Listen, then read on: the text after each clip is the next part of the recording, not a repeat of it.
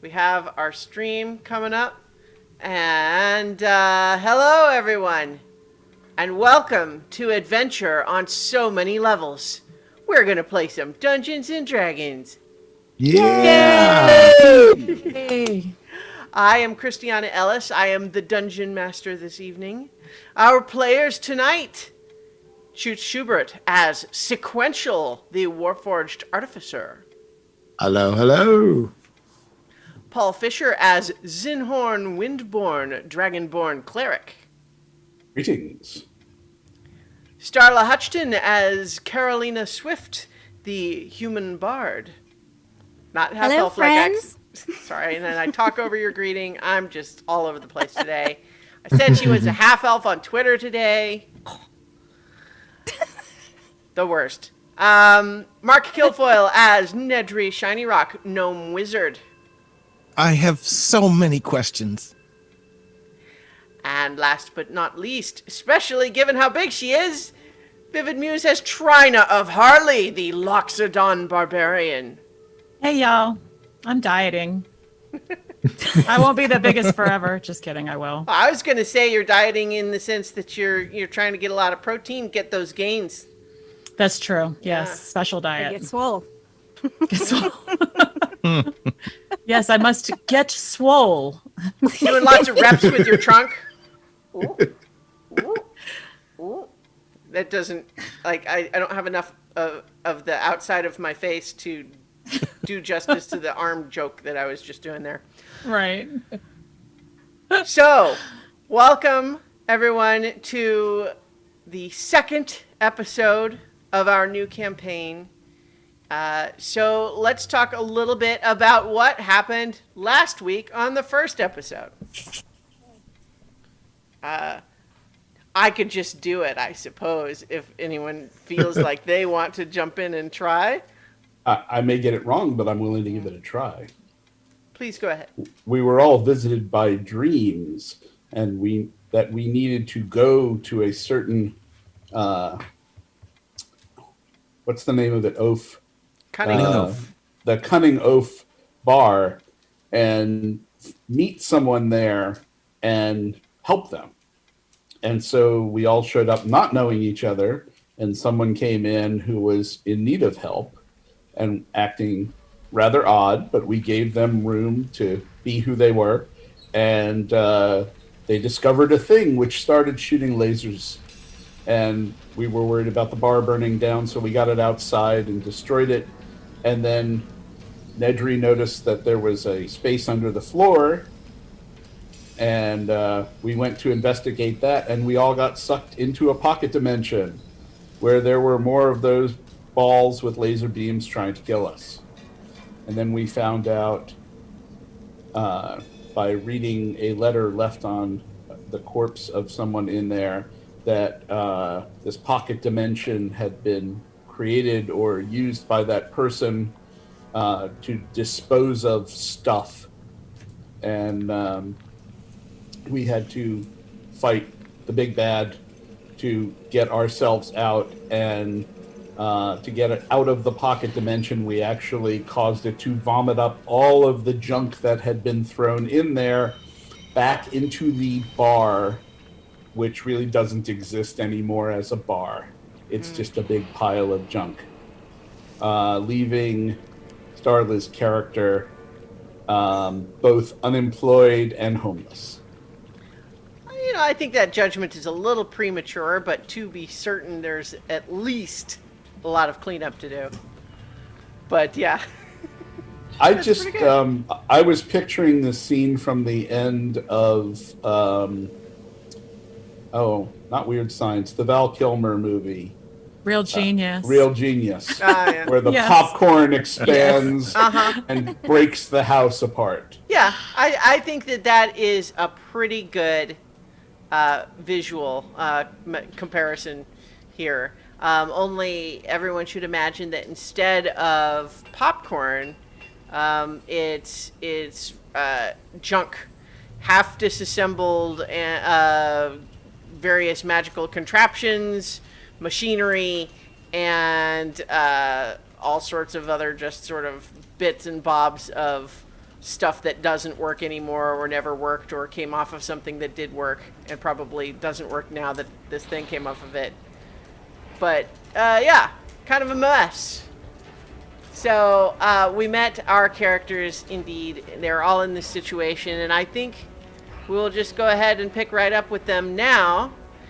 Everyone has found themselves kind of sitting atop the pile of this junk that has spilled out into the street from the interior of where this bar had been.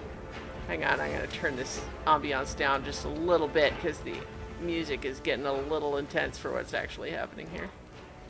So, what you are seeing is that whether it was just through deliberate magical intervention or actually some sort of just quirk of fate, it seems like the actual expulsion of all of this junk from the pocket dimension, although it was done relatively violently, seemed to be preceded by some sort of a magical force field as well. And so you don't have a lot of people literally like really crushed. It's between you and I right now, and it's not me. So so we had a little spontaneous audio there. That's all right. So we didn't have a lot of people like injured or crushed by this junk. I do have a little dog who's grumping at me in the background here too. In fact, what you're looking around and you're seeing people kind of climbing out from under stuff, looking a little bewildered, maybe a little bit banged up, but nobody seems to be substantially injured. Of course, if someone were to be like unconscious under that junk or something, it would be hard to tell, right? But at the very least, the people that you're seeing are the people that you would have expected to see, namely the people who had been in the bar, like Emerald, for example, are a little, dizzy, looking around like, what the hell just happened? But they don't seem injured physically. But as we left off, your new friend, question mark, Sorashana, this masked half-elf woman, indicated that this was not a problem because Yofer would pay for it. And so as you're all kind of just settling there, she's, gotten up, she's kind of brushed herself off, and she's telling you, I find it best if we just leave, and Yofer sends people who know how to do these things better, so it will just complicate things if we stay, so we should go. Who's Ufer? Yofer's my friend. I live at his house. Cool. Can we meet Ufer? Of course, that's where we're all going right now. Oh, then I defer to your acknowledgement. I would just like to take a moment and make sure that no one here is in need of help, medical attention, and then we can go. Is that okay? She looks around a little uncertainly. Okay, I think so, but we don't want, if people come and ask questions, Yofer knows how to have people answer the questions right, and so we don't get in trouble. So if we Why don't hurry. we stand over to the side while he does that? And then if there's any questions, you won't have to answer them. Carolina, in the meantime, while that's kind of happening, Emerald has kind of glanced around enough to witness the devastation, because what was the bar is now essentially just a partially enclosed subset of this junkyard that has spilled out into the streets all around the block of the city. The building itself has some substantial structural damage. Sorry, one moment. Let me give my dog something that will keep him occupied for just a moment. I apologize. Okay, what's your deal here, bud? Spontaneous buppers. Which is probably what Nedry looks like right now. So Oh many- crap! I just this second realized that I have a family thing. Hold on. No. Oh dear. No. Oh, they're doing it tomorrow too. Okay. We almost lost Paul. No? Are we keeping Paul? No, I'll tell y'all later. Okay. I just need to send my sister a message real quick. Okay. So, we can say that Zinhorn has gone off to investigate a little bit and try to come to a point where he is satisfied that there is no one who needs medical assistance in an urgent way beneath the junk here. But as Emerald has spotted all of you kind of, climbing out of the junk, standing with this woman who seems to be urging you to kind of make yourself scarce. That's where he's looking. We're getting lots of extra noise today. He is giving you a look like, what just happened? What is this? It's Is this not my normal? understanding- It's my understanding this will be paid for. And in this moment, Carolina, you hear in your head Sorashana saying, "See, this is the problem. We need the good answerers." Emerald is saying, I think- "Paid for? Well, I hope so." I think I can get you answers, but I have to go get the people that get the answers. Kind of Oh. look back at Shorashana. I was like, was that right? Make a persuasion check first of all. Okay. Let's see. Ooh, that was pretty good. That is a 22.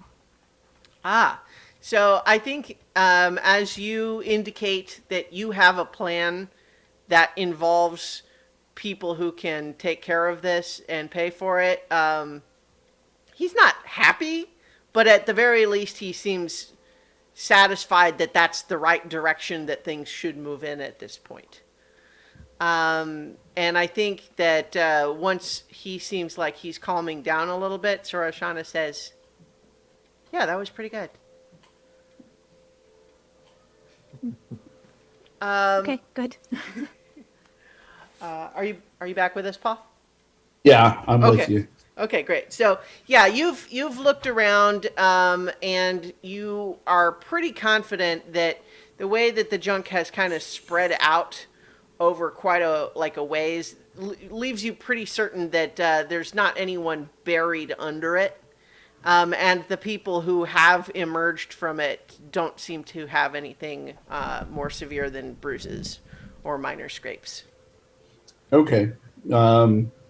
Since no one seems to need immediate medical attention, then I think we can go. All right.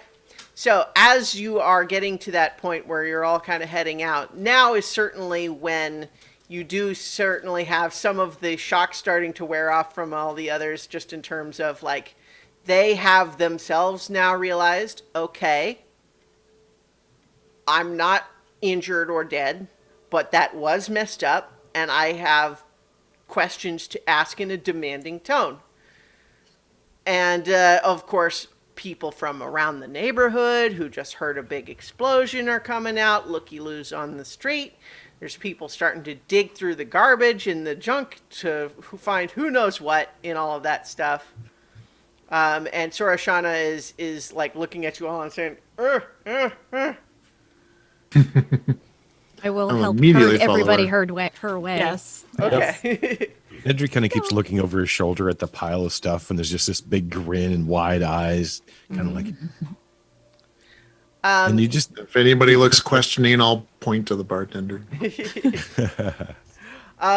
So yeah, and I think you hear in your head, Nedry, Soroshana's voice again saying, "Don't worry, I got the good stuff." oh, okay, but how did the where was the how did they do? I want to know more. Later, hurry. We're why walking. We're walking now. If you want to know more, follow us. And if you want to know more, click here. So, Accept. it's not raining hard anymore. It's not just this constant downpour like it was a little earlier, but it's still kind of misting and spitting. It's a little bit foggy out, so all of the continual flame street lamps kind of have this hazy glow around them. And she is leading you in the direction of the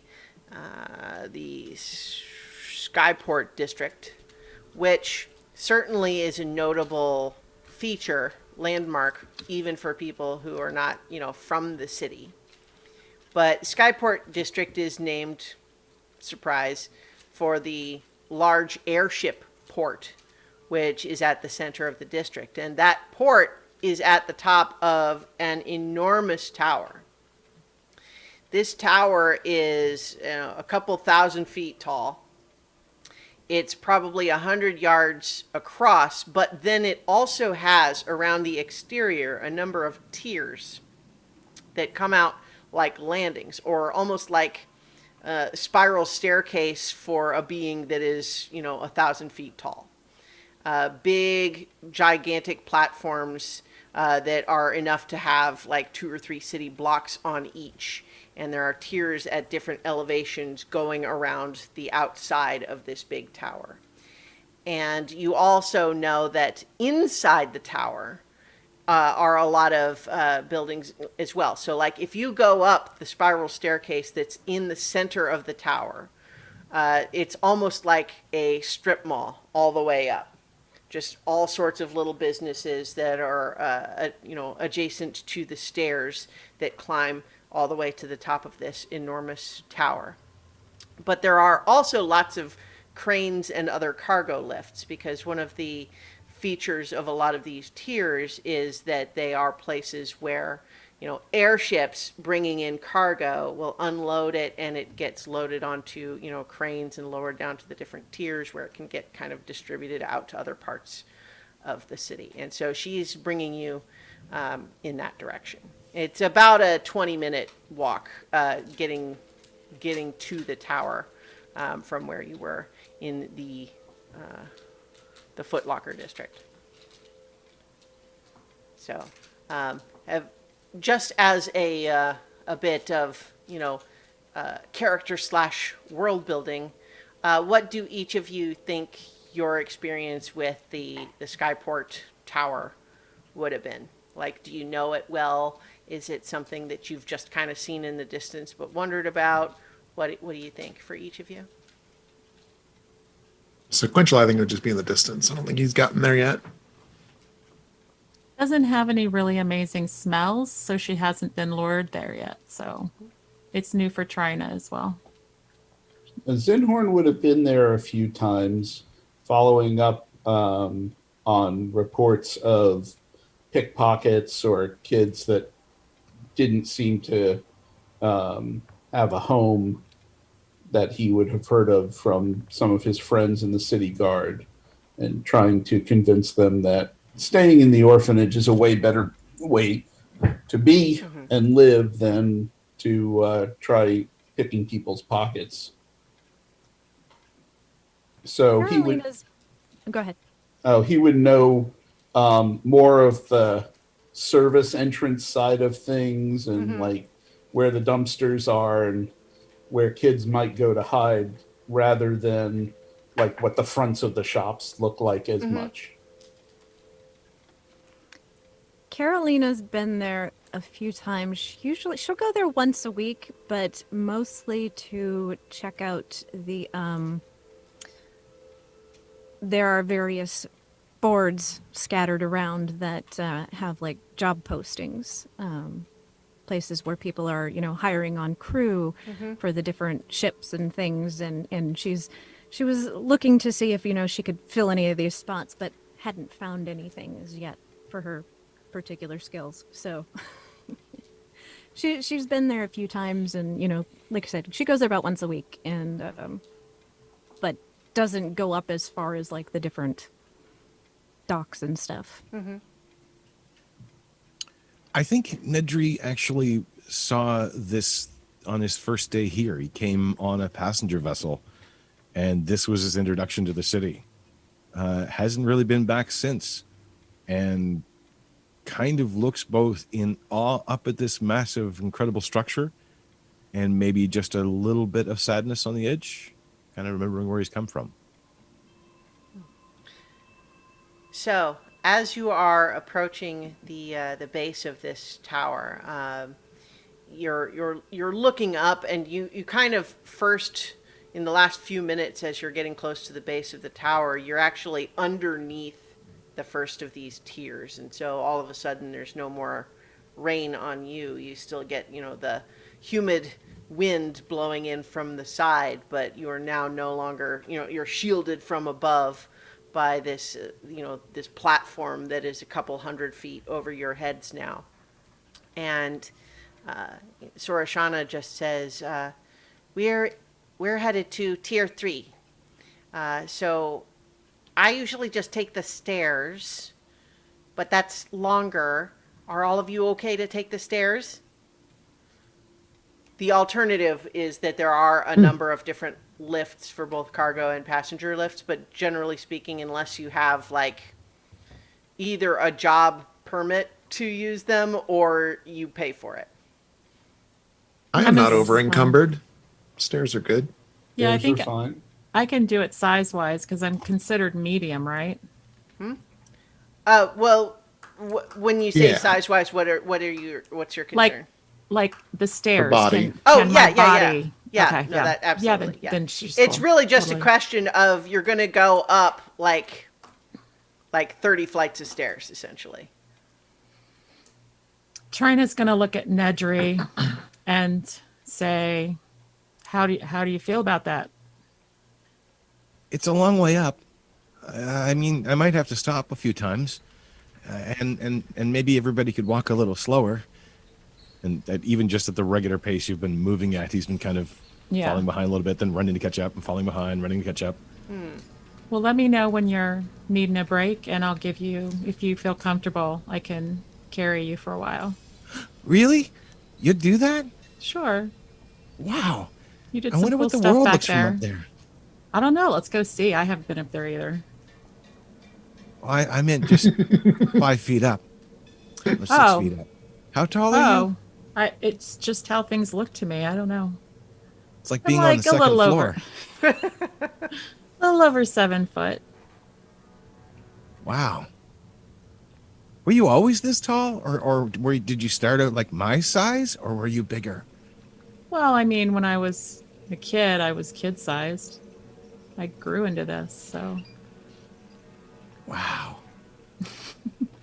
I think it's quite possible that Loxodons are almost as big as Nedry is at birth.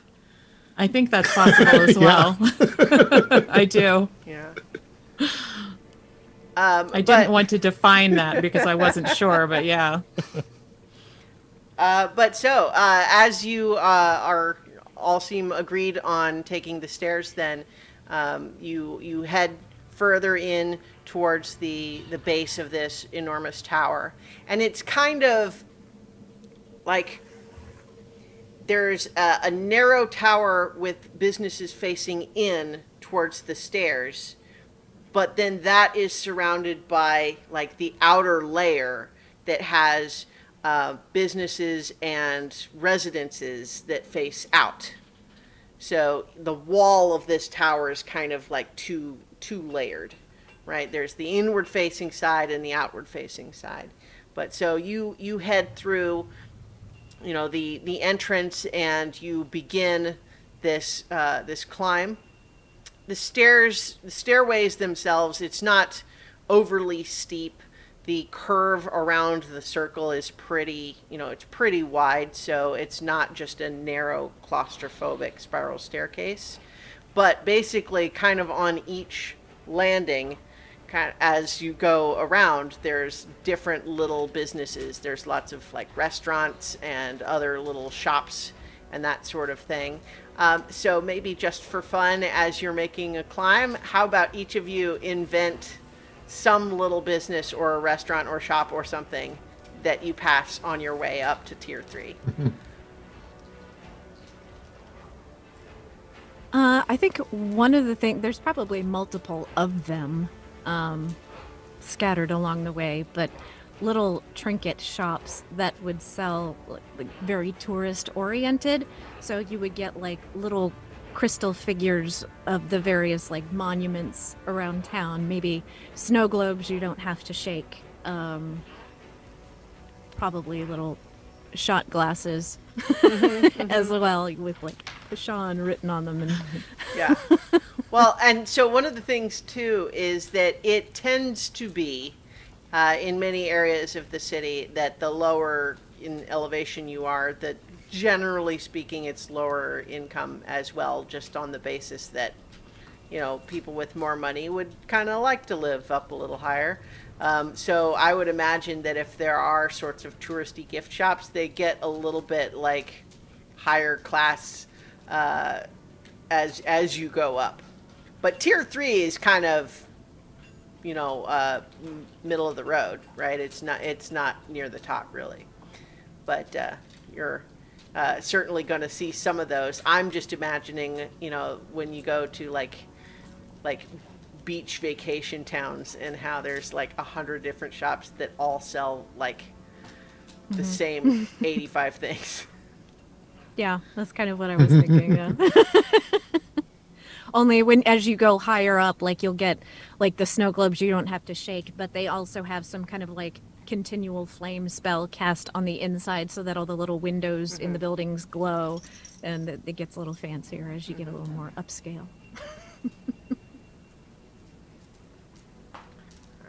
I could totally see there's, as we've been describing this kind of world's very different from where we've been before. So I see lots of different services. So like a kind of Western Union shop where you could go and basically, I guess you would rent out sending stones to like schedule an appointment and talk to somebody far, far, far away, which people, obviously can't normally do. Yeah. I think there would be a set of shops that did traveler's remedies, calm your stomach, what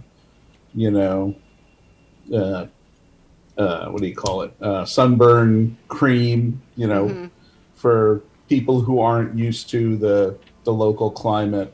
If it rains a lot here, maybe something to kill off the fungus. And discreet medical services for people that, have delicate medical problems that they picked up while traveling via air. Oh, no, he's got the air sickness. I was thinking Mile High Club. Well. So Trina would have been really excited. I'm assuming there would have been some sort of store with potions and lotions and perfumes and things like that. And so she would have been interested in that. Just, again, trying to build her catalog of olfactory knowledge of the area, the region. Very nice. And it smells better than trash.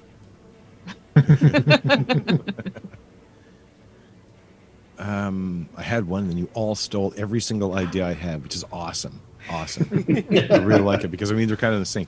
I think that Nedry would wave to this kindly-looking older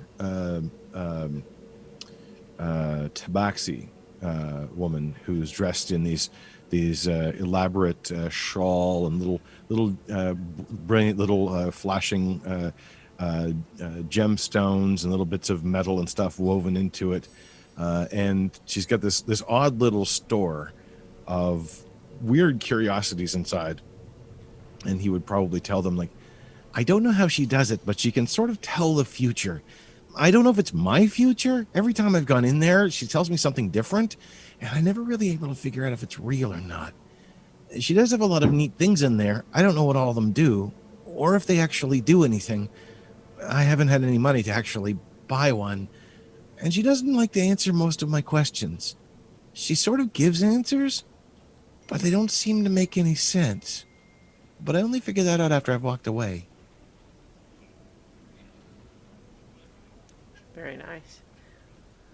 So I think as you are making your way in and up these stairs, you'll notice that Sorashana has put her mask back down. Her body language has gotten a little bit more like inward focused again, and although she kind of had stopped like flinching every time one of you got anywhere near her, she does seem like she is sort of very conscientiously and proactively trying to avoid getting too close to anybody else in this tower. And certainly, even though by now it's the middle of the night, but like here in the tower, there's still people around. There's people doing stuff even at all hours. It's not as busy as it'll be during the day because a lot of the cargo work doesn't happen as much when it's dark, but still a lot of people around, and you see her really often going very much out of her way to avoid coming within a few feet of just a stranger passerby. Well, But seeing her behavior, Trina would pull up her cloak and pull her scarf across, which kind of conceals that she's a Loxodon because there aren't very many. She knows that she stands out, so she would just try to blend in a little bit more. Okay. So as everyone is climbing all of these stairs, how about a Constitution check from everybody?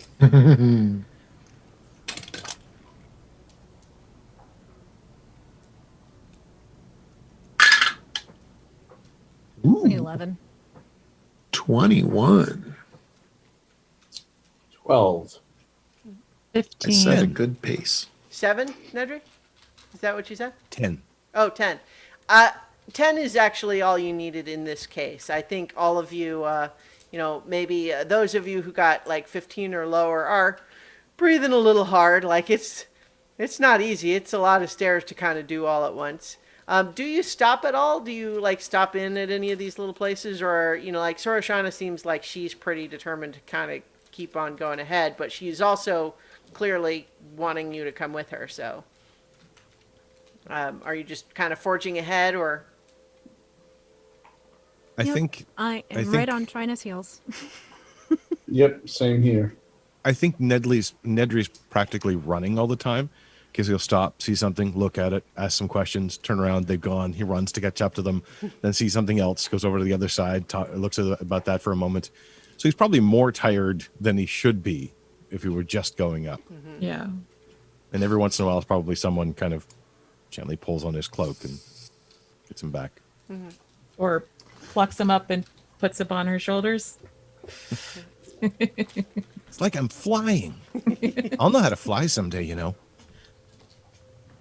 Cool. But I like this better for now anyway. Thank you. You're welcome.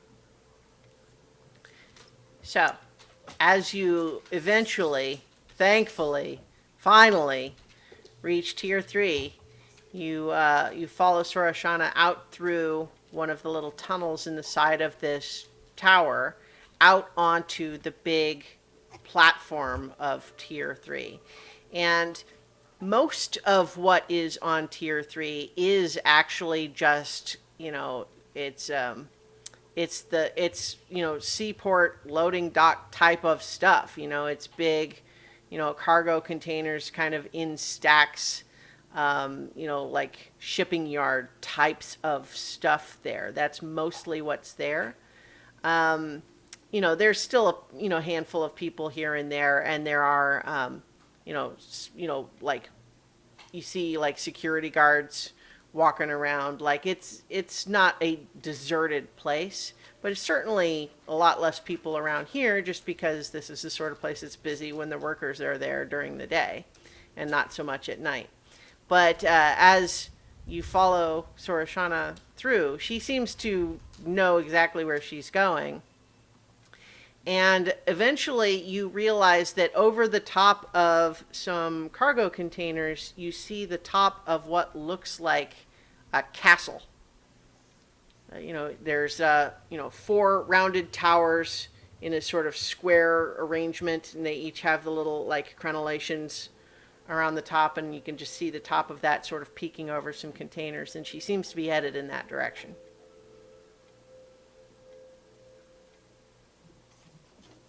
Cool. So is that where Euphor lives? Does he have like a castle? Is he rich? I guess he must be rich if he's going to pay for everything. Why does he pay for everything? That seems like a dangerous thing to do. I mean, what if one of those containers fell right off this tier? The whole lot of people would be squished below, and that would cost a lot of money. Not to mention whatever was in the container. I think by this point, she really just doesn't answer any of your questions because He doesn't really even wait for answers anyway. yeah. So I was just going to say, I think she has discerned that there is really no answer that she could give that stops the next question from coming. So she's just going to let it go. Low. Yeah. But as you make your way around some of these containers, you are now face to face with the front of a castle. And it looks somewhat out of place sitting here. It is perhaps, so as I mentioned, 4 circular towers in a like square formation with the castle like between them. It's about 100 feet on a side and maybe 120 feet tall. And in fact, you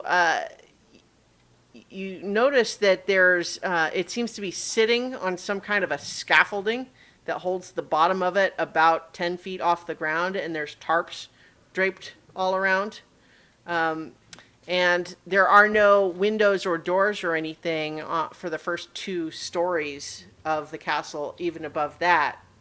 But there is a big sort of expandable staircase that leads up to what looks like a main entrance type of door that's on the 3rd story. So it's like 40 feet in the air.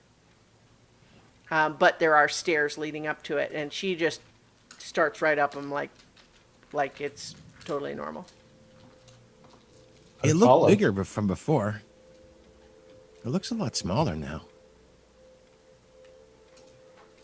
That's it. I didn't mean to describe it as looking bigger before. I think his perspective shifts a lot. Okay. But so yeah, I would imagine you're all just following her up the stairs, right? Yep. Mm-hmm. So she gets up to the 2 big double doors, and then she boom, boom, boom. And then the door just opens, and you don't see anyone standing there, but she just, heads right in. As you follow her, you hear a voice just in the air. Like, this is not in your head, but you don't see anyone talking. You just hear, like, you don't know where the voice is coming from exactly. But you hear a voice just saying, "Sorashana, I'm so glad you're back. Yobert will be much relieved to have you return, and you've brought. Who are these people? Who are these people?" And she says, "They helped me. I think Yobert will want to talk. Yofer will want to talk to them." She says Yofer. The other voice said Yobert. And then this other voice says, "Sorashana, did you bring guests?" And Sorashana just doesn't even answer. And so, as you're entering, I have a map. Ooh. Yeah. So Well, the word guests, was that said with trepidation and fear, or with delight and surprise? make an insight roll. Insight is +4. 19. It is a mixture of like surprise, but almost like an ecstasy level of like, I can't believe you've just made all my dreams come true sort of tone. Okay. So, are you all seeing this map here? Yes. Yep. All right. So, you are all brought into this sort of entry foyer where there's like suits of armor and a long like running rug along. It's a relatively small room, but there's a couple of doors that would lead further to the north. And then two doors that you see would lead into each of the towers. You don't see anyone else here, but Sorashana seems like she's heading straight for one of these towers.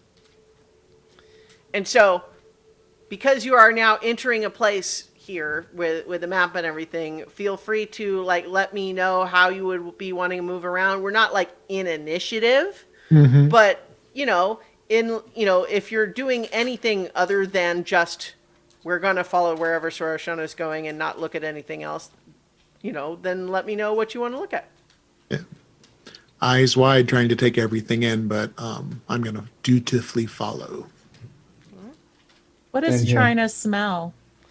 What's it smell like? I think that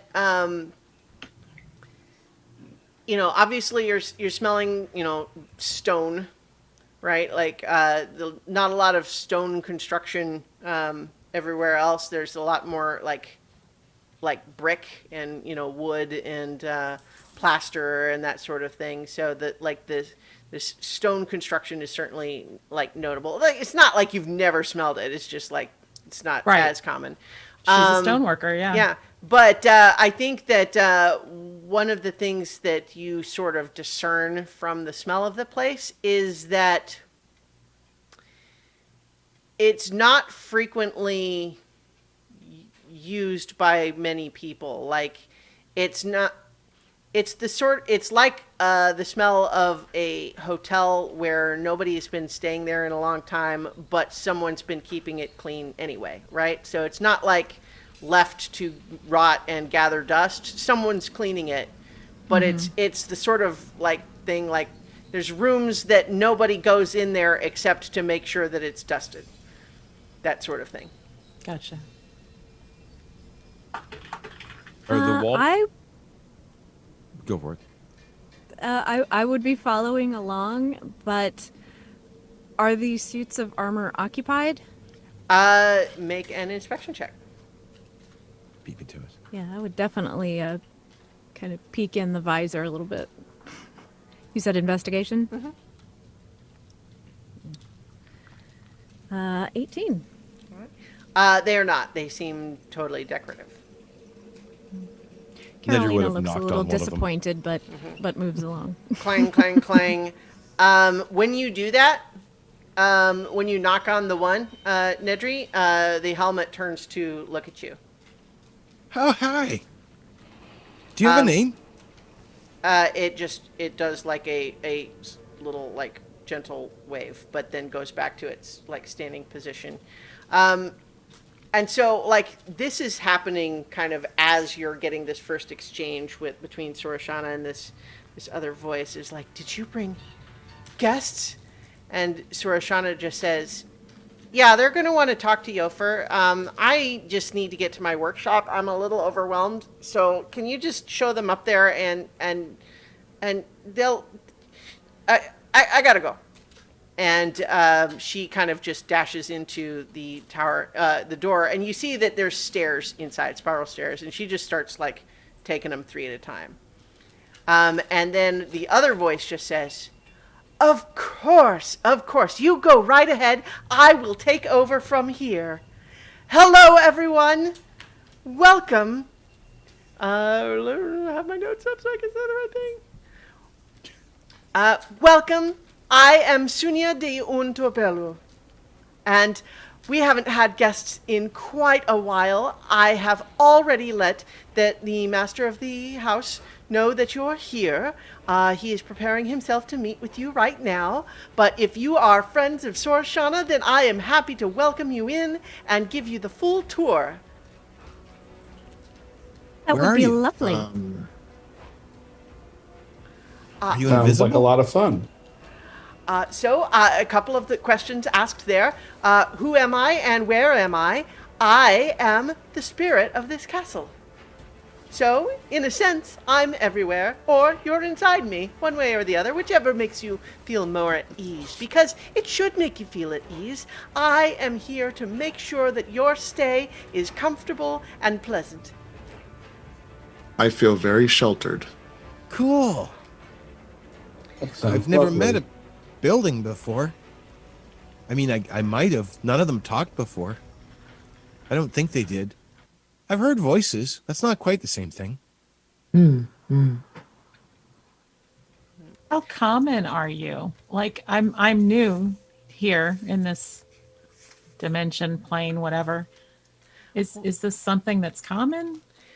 Not very. There are certainly a number of spirits all over the world and in the city, of course, but it is unusual for a single building to have so much character associated with it that a spirit such as I would manifest. But this is a very special castle, as I'm sure you will come to see. Well, it's a delight to meet you. Please, if you will allow me a bit of informality. Of course. Sorashana never brings people home. I'm just so excited. Oh. She is a bit eccentric, as I imagine you know. But we all love her here, and I am just delighted that she has brought some fellows that perhaps can help her to not have so many difficulties.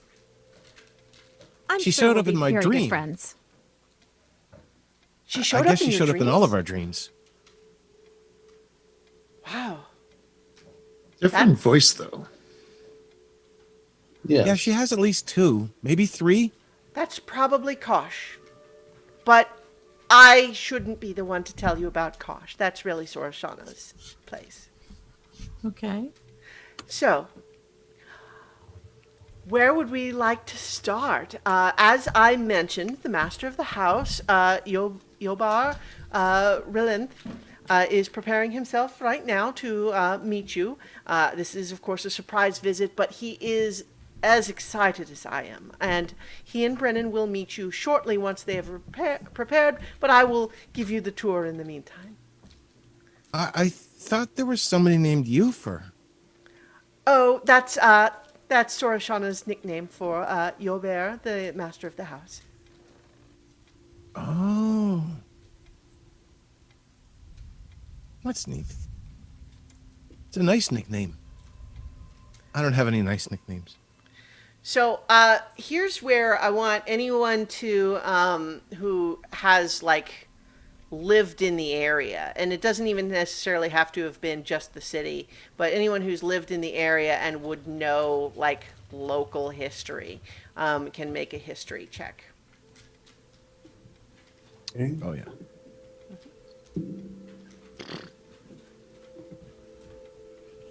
No. 11. Just rolled a 1. I don't know. Natural 20. Very Ooh. nice. Okay. So I think that Zinhorn, what you know, the name that really sort of triggers, a continual flame lamp above your head is Relenth. And that's because even when you were young, the Relenth family was one of the big sort of noble houses in the Tashmian Empire.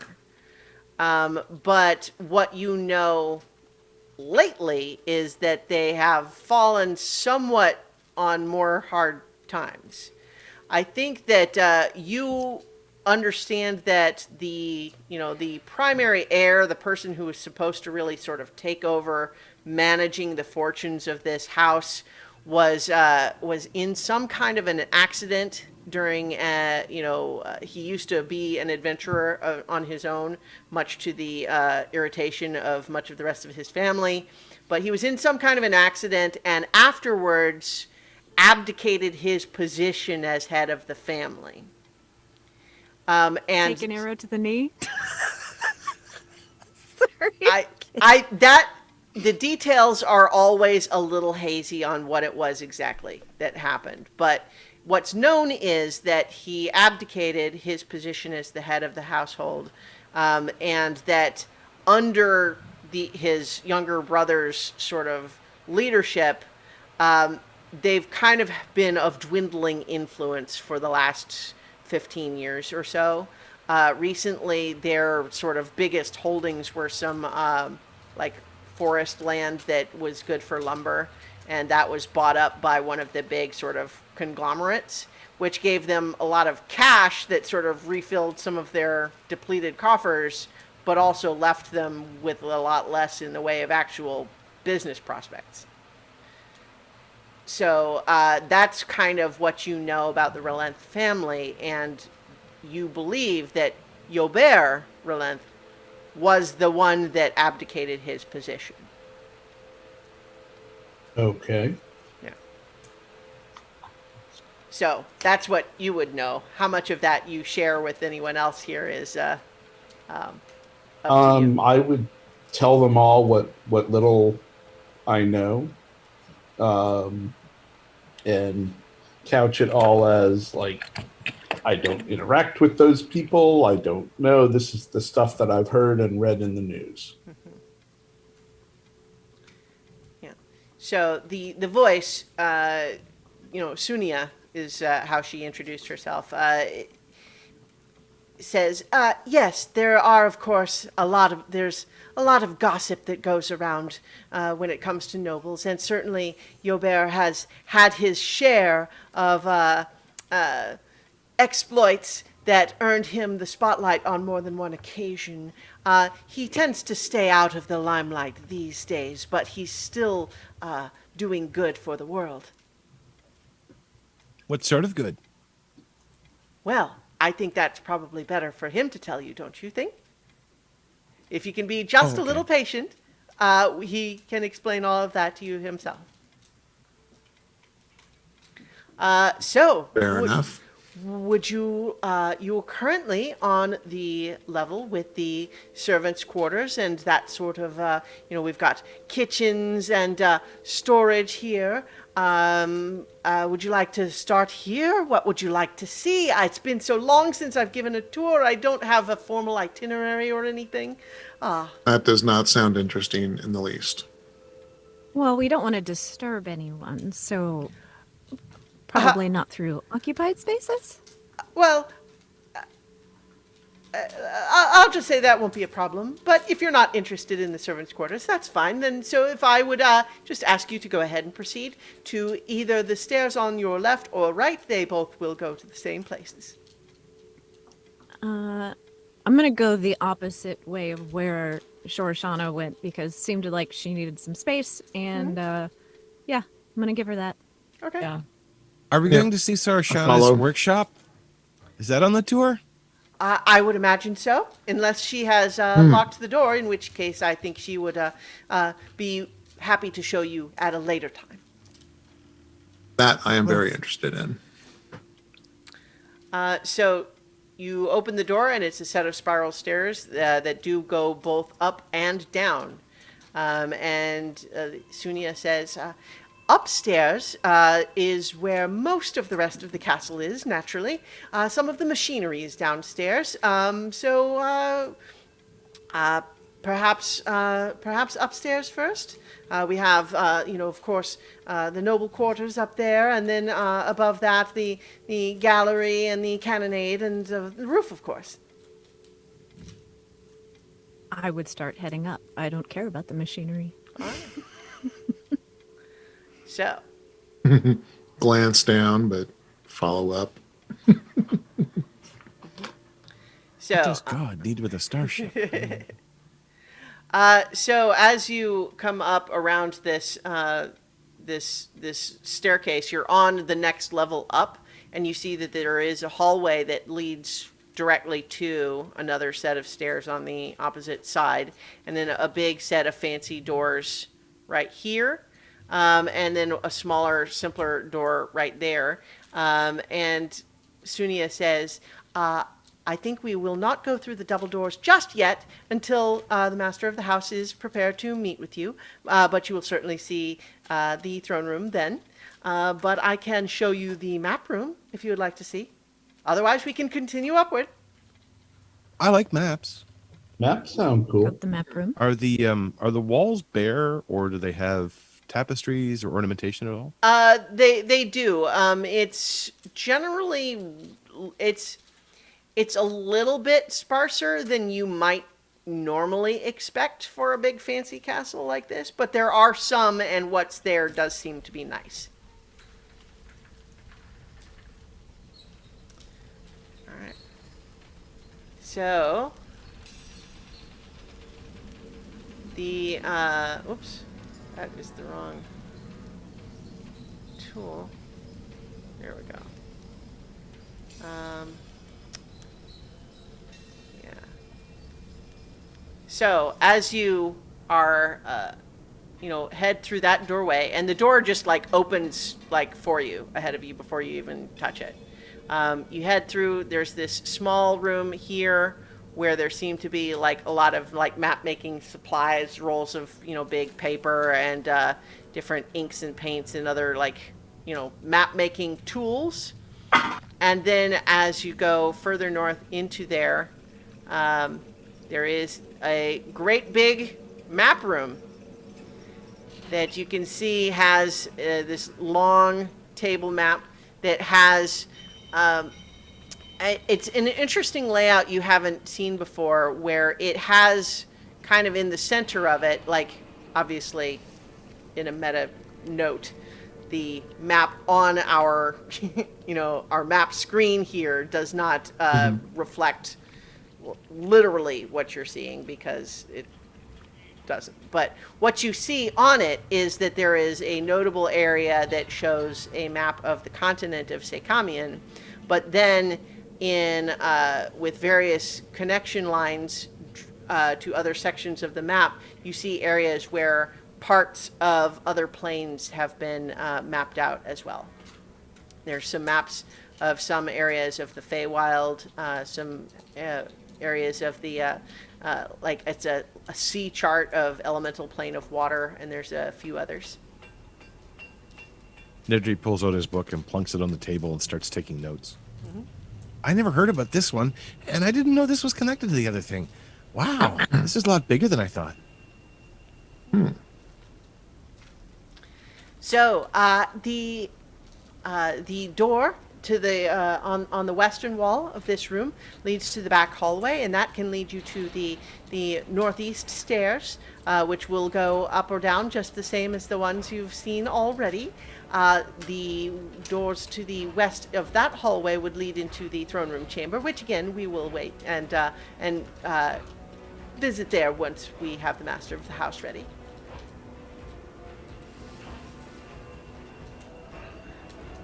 Would you like to continue upward to the library? Shoshana just continues on. Or, not Shoshana. Carolina, forgot who I was. Revelation, that's who you really are. This is the first time... Wandering around, looking at stuff, and yeah. This is probably the first time that Nedry's been quiet, because he's looking at every detail of these maps. So as, Sunia opens the door here, you just see that, yeah, there is kind of just a back hallway here, leading up to another set of stairs. And so then you go upward once more, And let me put your player tokens here.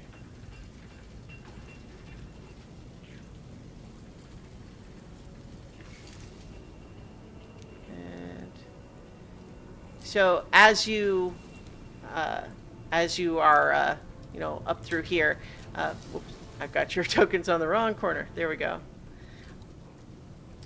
She says, we have the garden and plant nursery to the north. The central library and Sorashana's workshop is the central area, which it does seem that she has unlocked for the moment, so we can visit there. There's also a viewing room, the Yobert's study, and then a couple of other workrooms. Which would you like to see first? Well, I would like Workshop, to see the please. plants. Oh, well. Library. You may both go where you like. And so the door to the north area here. Why is it not? I always have to tell it the right tool. There we go. So the door in the north there opens, and you can see, head in there, and you see that there are, in fact, like a lot of different exotic plants being cultivated in there, and then there's big sort of open windows on that side. Any medicinal plants? Yes. Okay, I'm just taking, making mental notes about what I'm seeing. Right. So what you see in the way of medicinal plants is not like, this is not an herb garden meant to provide like a constant supply of specific herbs, so much as it's a lot of different kinds of plants, all sorts of being cultivated, which includes some that you know to be medicinal. But it's not like there's a stock where, you would just constantly be able to cut a little bit and have a regular supply. Okay. And then the door here opens, and this is where you find, excuse me, Sorashana, and she is in there, and the rest of you who are is everyone else heading into the workshop there? Library, I heard. Well, yeah, it's library and workshop. It's the same room. Oh. So it's the library that she uses as a workshop. And again, please use a little bit of don't necessarily assume that everything on these tables is exactly what's actually in the room. But the workshop in here, you can see, is certainly a library, but a lot of these tables that were perhaps once reading tables are covered with a wide variety of contraptions and alchemical supplies and tinkerer's tools. And you can see that Sorashana is in there kind of muttering to herself under her breath and taking all of these various things that she collected from from the disposal, and she's taking them out and starting to lay them out in an orderly way, pretending to study them. And she sees you come in and just kind of nods at you, and but doesn't really otherwise acknowledge you. She sees that you're there, but she doesn't stop what she's doing. Is that a matched pair of neutral ballast chromatic lodestones? She sort of cocks her head and just says, well, at present, one is positively charged and the other is negatively, so they're not neutrally balanced. But yes, lodestones.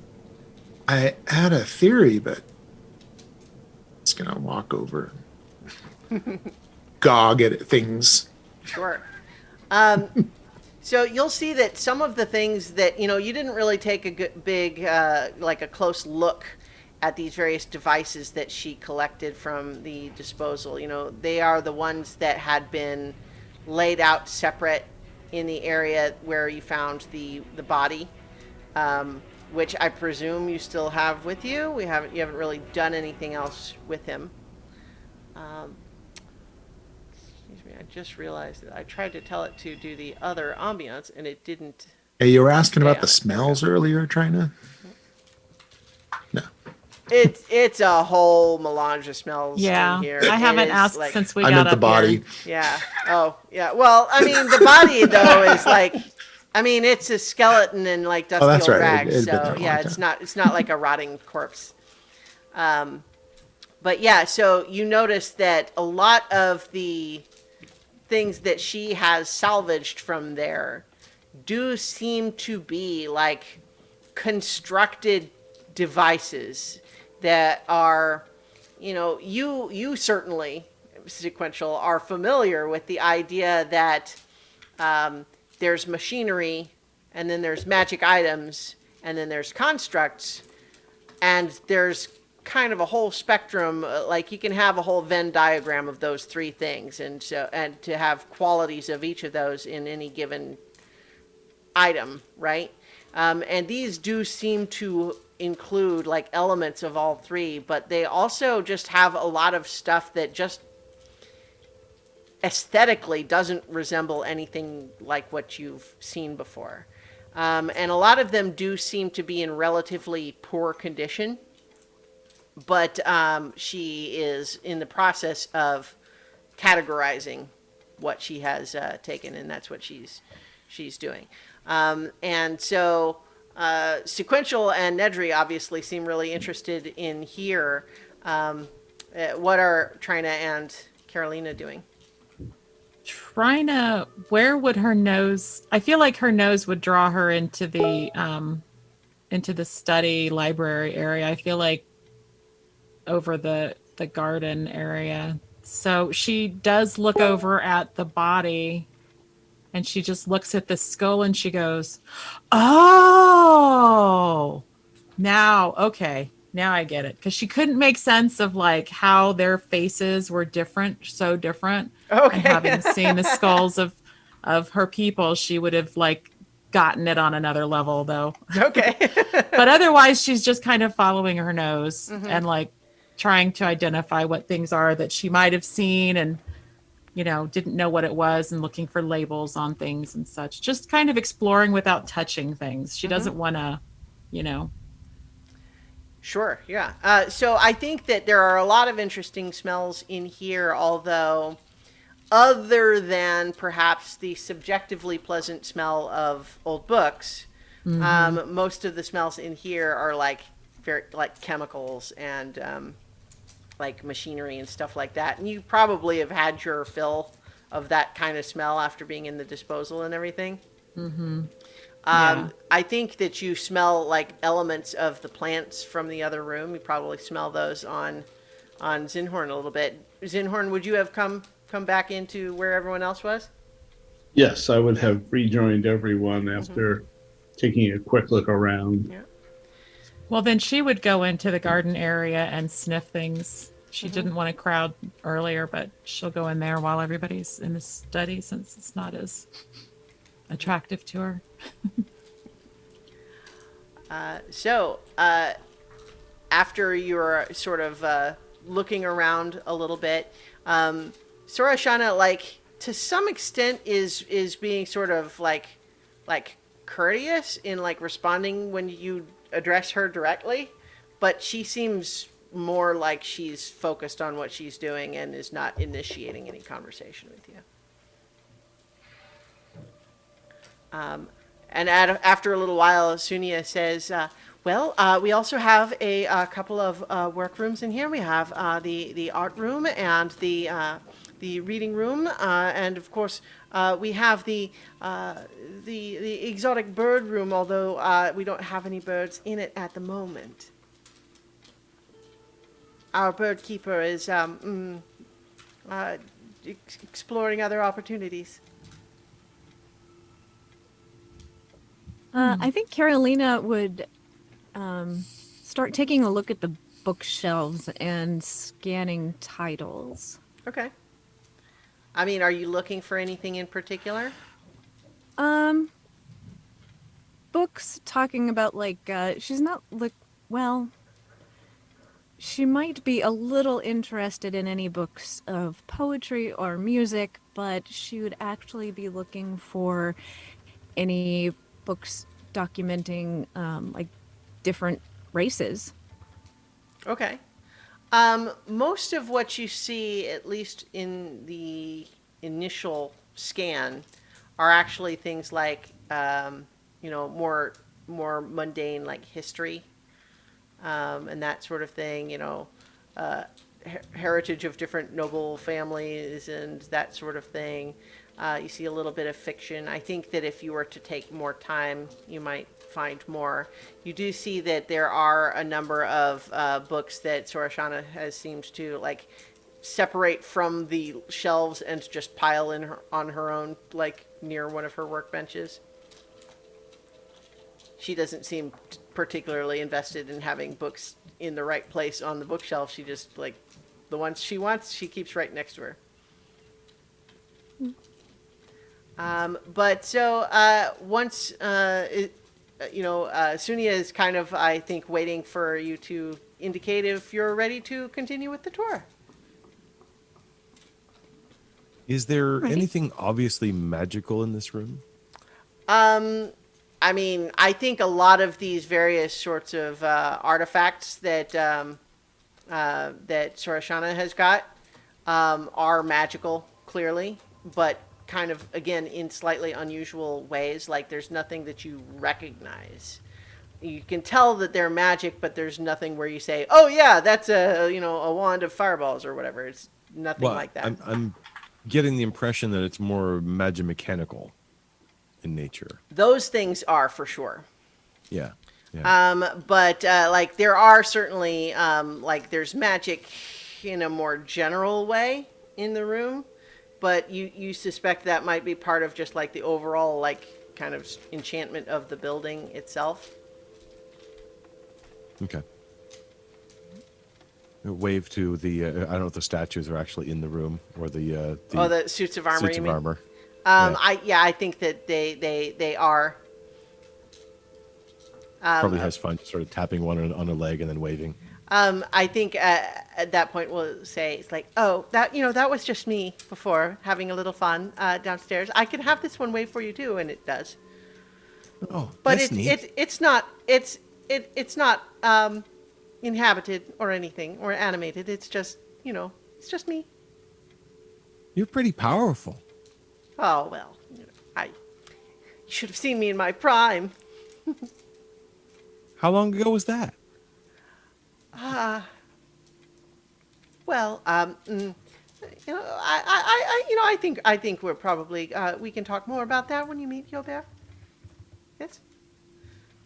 Okay. I think you do sense a little bit of like, oh, that's maybe a slightly sore point. I think we sense it. I'm not sure Nedry picks Well, up on that. that's fair enough. Yeah. Probably. But yeah, and I think you all probably, depend. You know for your own character how much this would be something that would occur to you. You haven't seen anyone but Sorashana here in this castle so far. I mean, she mentioned servants' quarters, but like, Mm-hmm. Does the place look like it gets swept every day, or is Yeah. it dusty? no, it's very tidy in that regard. Okay. Ah, the master of the house. Yes. I believe he is almost ready. We have another few minutes. Would you like to stay here, or I can show you the rest of the place, or I'm just. It's been a while since I've had anyone to kind of show off to. Why? Well, the master of the house just doesn't have as many. He's chosen a different calling now. Or you could say, I suppose that the calling has chosen him. Yes, but he doesn't go in for so many of the noble functions and socializing and that sort of thing anymore. And in general, finds that in his current line, he doesn't have the need for quite so many servants in the house. And so, we make do here, our little family. Well, it's a lovely castle, and greatly enjoying the tour. So thank you so much for showing us around. Maybe you said there was an art room? Oh yes, yes, yes. And the door at the south opens here, and so if where did, there we go.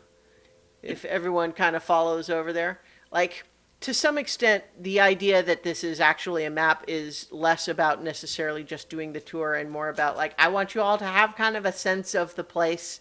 And so the idea that I'm not like running like a monster encounter here or anything. It's just it's just moving you around. So my point just being, it doesn't super matter that I keep your tokens right in the right spots, right?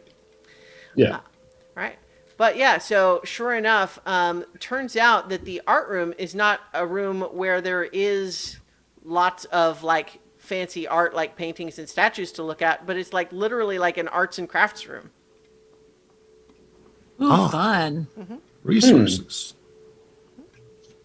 Yeah. So you can see that there's like different like masks and paints and other just like little crafty bits and bobs there. Trina's examining all of it. She's Okay. just really curious about it. But Yeah. she doesn't mess with nothing. This stuff is clearly like used. Like you can tell that there's someone who comes in here and uses this stuff on a regular basis. Carolina would probably pick up one of the masks and study it with curiosity. Okay. What are you kind of wanting to know about it? Just like well, it's a arts and crafts kind of room. So Yeah. is it painted? Is it beaded? yeah, so you get the impression that this is it's the kind of mask that you might wear at a really fancy formal masquerade party, the kinds where people don't really do costumes so much as they have just some fancy little like lacquered mask, right? That they would wear over their face. And there's a number of those. And I think based on your sort of inspection, you would say they are pretty good for someone who's clearly an amateur, right? Like you wouldn't say that these are professional quality. You wouldn't necessarily expect to like, they're not quite as fancy as you would expect to see like at the highest level, but they're pretty good. Like you feel like, it would take someone practice to get even this good. Does the craftsmanship of it resemble the mask that Shorashana wears? Very much no. It's entirely a different thing. These are clearly like sort of decorative sorts of things, whereas what she has clearly has some sort of function to it.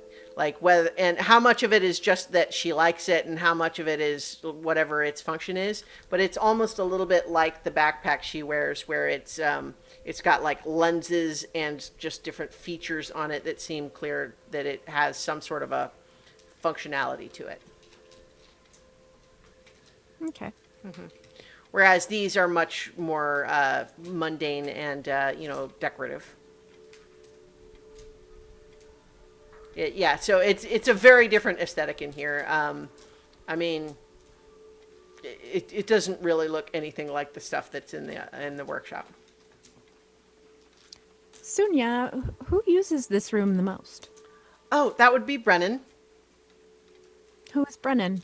Yobert's best friend and right-hand man.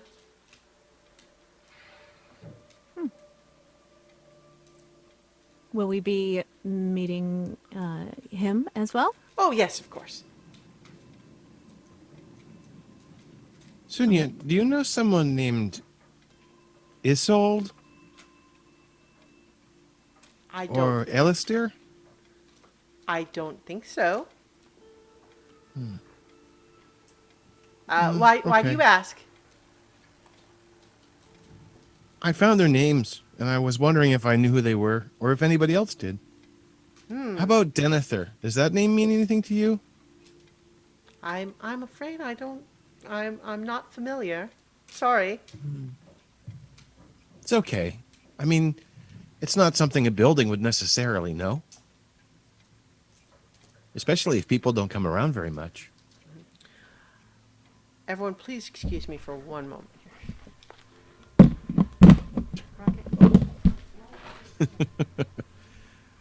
This I feel break like brought to during you by these Rocket moments, I Industries. should put on. I should put on a little bit of entertainment for moments like these, but never know. Yes, Could be like a I just feel like 2-second filling. break. Could vamp a little bit. Bam, bam.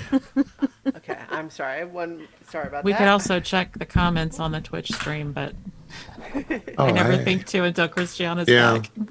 I gotta get in the habit of hitting the chat room as we play. I used I to got do it. that and totally fell out of doing it. Hello, chat people. Oh, yes. But chatters. so I'm back. Apologies for the brief interruption. So yes, Sunia is, polite and apologetic, but is not familiar with the names that you mentioned. Speaking of names, have you come across the name Greg Holm? I do believe that he's from. The derivation of the name suggests some of the gnomes from the Barrier Mountains. Yes. Mm-hmm. Indeed. I'm afraid I don't know anyone by that name specifically. This is the type of surroundings you would be interested in. Huh. Well, if I find out anything, it just so happens that the master of the house is now prepared to meet you. So if you would all just follow the stairs down one level and then head towards the large double doors, and you can now finally meet your host. All right, off we go. All right. Good. So you do that. And so you're now, you would have come down from this level.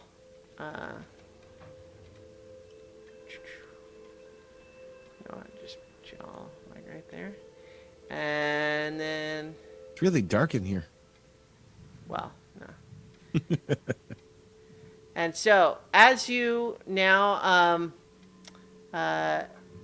head in there, you through those double doors, which open for you, you are now in what is clearly like a throne room. It's very fancy and everything. And what you find at the far end is there is a tiefling man in his late 40s, sort of light purple skin, and an orc standing to his side, wearing like a bowler hat and a vest. And I've got actually a couple of images of those characters for you. Let's see if I can Did you say tiefling, Christiana? Yes. All right, there we go. So as Carolina realizes this is a tiefling, her face kind of lights up a little bit, and then she just kind of pushes it back. Be cool. Trina does pretty much the exact same thing. Okay. For probably a different reason entirely, I'm sure. So the tiefling is seated in the throne, and the orc is basically standing just to one side. And as you come in, the tiefling looks at you, sort of waves his hand out, kind of like in the image there, and then just says, "Greetings and welcome. I'm told that you have made friends with our Sorashana. Is that true? Can it be true?" Well, I mean, she kind of made friends with us. We came to her I assisted make her. friends with a lot of people, so She seems kind of scary but friendly. I mean, not scary but scared. Yes. Well, that's part of my my bemused reaction, let's just say, is that Sorashana tends to not go out and meet people. She has always struggled with that as long as I've known her. And the very idea that she would bring new friends home is striking. Can you tell me a little bit about how you came to meet her? to be frank, I had not even been aware that she had left the castle until she returned. She snuck out, you see. Not that she's forbidden to leave, but she just didn't tell us she was going. And I had not expected her to want to go anywhere. Can you tell me what happened?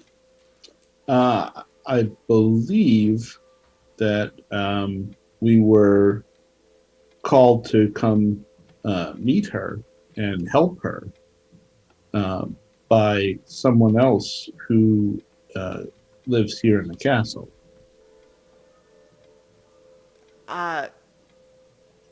Mentally invaded would be the term. Yeah.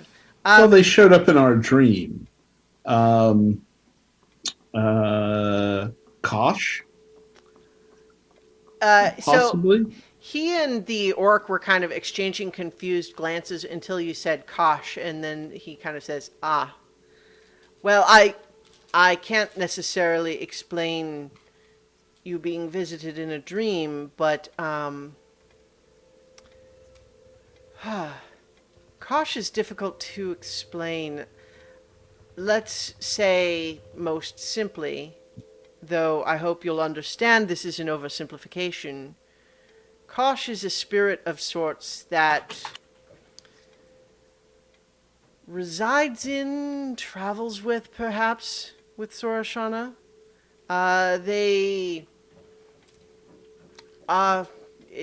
It might be simplest to say that they communicate in Sorashana's mind.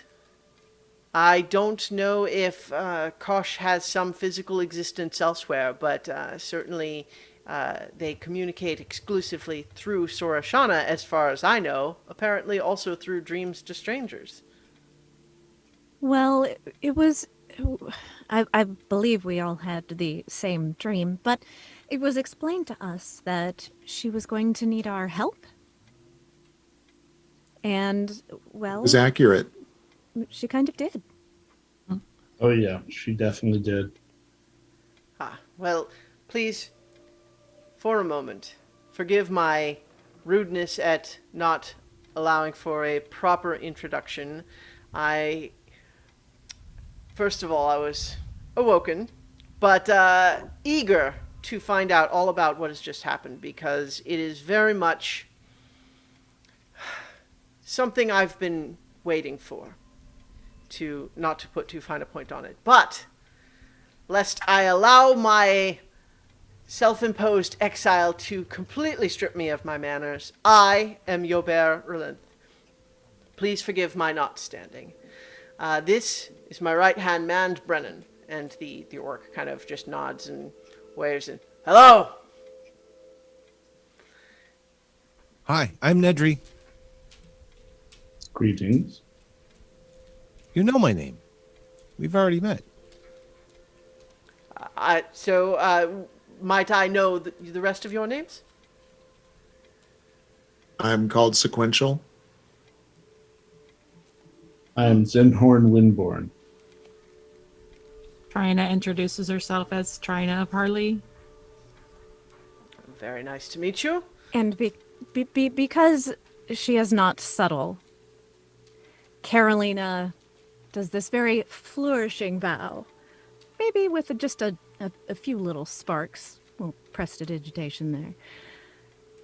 My lord, my name is Carolina Swift, bard, possibly formerly, of the Cunning Oaf here in Pashan. It is a pleasure to meet you. So he greets each of you in turn, and he's got sort of very courtly manners here. You know, he's certainly he's greeting you sitting up there in the throne. Like he's obviously playing, you know, like he's doing the expected things, right? Like he's clearly of nobility, you know, like when I say clearly, I don't mean to indicate, oh, you could tell just because of like his bloodline or something. Like, obviously not that. It's more just a matter of he's acting like he is. He's well dressed. He's sitting in the throne at a castle. Seems to belong there. So that's all I mean. A natural bearing. Yeah, and so he seems comfortable and not ill at ease sitting up there. And so he looks to all of you and says, "So Sunia, our castle's spirit, has filled me in on a little bit of the basic details, but let me tell you what I know. I know that I met Sorashana on one of my expeditions into a pocket dimension, and although she can have an unusual first impression, I have found her to be an extraordinary young woman who has insights into magical secrets and planar research that I have more natural talent in those areas than anyone I've ever encountered before. But certainly someone who struggles with some of the more mundane sorts of interactions. And so it struck me that she needed somewhere that she could do her work and have those mundane things taken care of for her. And it has been my pleasure for the last 6 years to provide her that here. But in that time, the number of times she has left the castle, I could count on one hand. So for her to sneak out without telling us in the middle of the night and then bring home friends is a development that just makes me hope that she is perhaps ready to come further out of her shell. Well, Now, while that would be lovely, I'm not sure she's quite there yet. well, these things don't happen quickly. But, so, my understanding is that she has been looking for a way to locate small pocket dimensions. And she thought she had a way to do it, but up till now she has been largely too afraid to venture out and to do the actual search that she had imagined in a theoretical basis. But, that's just something she has struggled with. But I know that she had felt the desire to see her ideas implemented and put into action. And so it would seem that perhaps this was just such an occasion. Can you tell me a little bit more about what happened between you? And in a meta sense, I'll just kind of step aside that unless there are things that you would want to keep secret from him, we can sort of hand wave past you guys just telling him what happened in the last episode. I think most of the time anyone hesitates that maybe they're holding something back, Nedry would jump in and tell them anyway. Okay. Yeah. Yeah. No So- reason not to give a full accounting. No. In fact, he kind of opens up his book and starts reading from his notes. Yeah, so I think that you get lots of, first of all, he seems genuinely interested, right? Like, this doesn't seem like he's asked you to tell him because he's supposed to know, but he doesn't really care. He's following the story. And he occasionally, he and Brennan kind of exchange looks about various details. They both get a little bit of a stricken grimace when you're describing the damage done to the bar and the block at the end of that. And so, as you sort of describe that, he asks you for the address, and then he says, Sunia, can you draft up the usual language to the mayor of the Footlocker district? Tell him that we want to put one of the assessors on that to evaluate the damage and make sure that we can take care of all of that. And Sunia just says, yes, I'll just use one of the forms. Thanks. And You were in the habit of demolishing buildings randomly? well, no. It's more a matter of being prepared to smooth over problems. And one of the benefits that I still retain from my noble background is that I can sometimes make problems go away. Well, I'm sure Emerald would be very happy with anything that you could do to remedy the situation. Yes, certainly. We will make sure he is taken care of. And as you ask, as far as making a habit of it, I did mention the number of times that Sorashana has left the castle is a small number, and yet, without fail, destruction has followed each incident. She My kind of girl. she certainly does seem to when she becomes brave enough to stick her nose somewhere, it turns out to be an exciting place. So, Does he She register definitely any found what she reaction? was looking for this time. oh, sorry, Mark, what are you saying? Does he register any reaction to the names? He doesn't. He's just sort of like as perplexed as you, and but I think if you sort of describe what you found, he's like, oh my goodness, that's often when Surashana has located pocket dimensions, she most likely finds them abandoned. The prospect of someone trapped there and left to die, that's horrible to contemplate. Yeah, I'm more worried about the other ones. I mean, this guy's already dead, so he's okay. But I mean, the other ones sound like they'd be in danger. Isolde and Denethor. Well, I don't recognize the names myself, although certainly I would imagine that I could arrange for you to spend some time at one of the city libraries to perhaps research the names. Do we have any idea of what time period they've come from? I mean, I think you don't really know.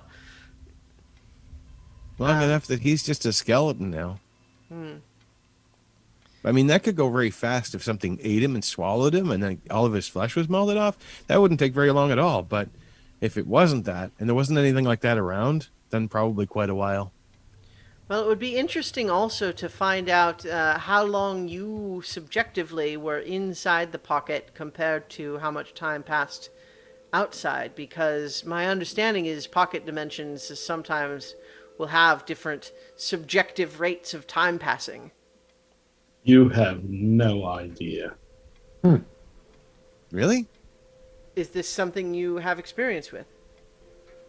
Yes, I spent a few days, what to me felt like a few days, in a pocket dimension when I was about 10.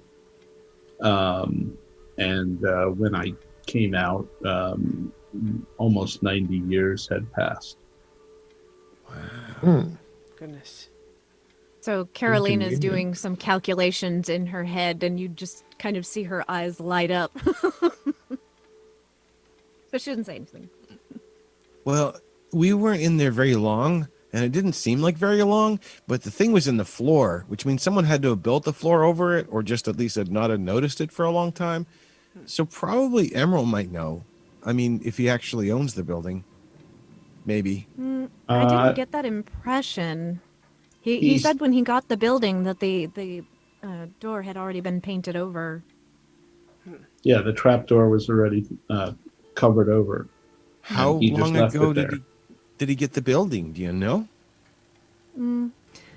Christiana, would I know how long he'd been the owner of that place? He has had that bar in that building for like 12 years. But the building certainly predated him having a bar there. Right. The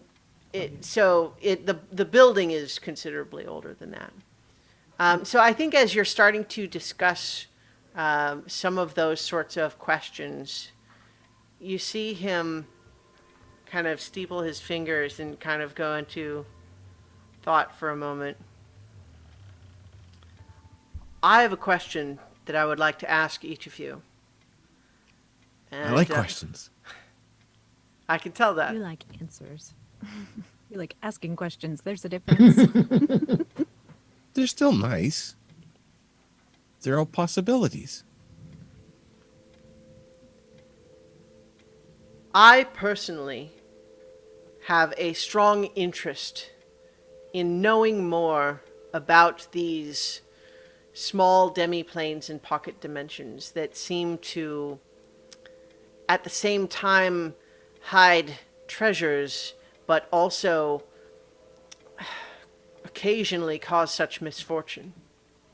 I know that Sorashana is interested in these things. But what we have lacked up till now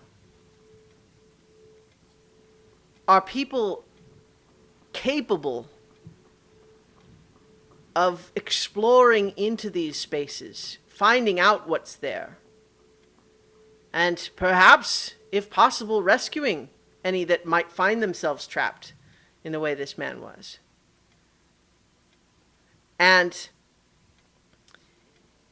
part of the struggle up till now has been that Sorashana finds it difficult to be around many people. That's, after all, the placement of our current location of the castle is in a desire to avoid crowds.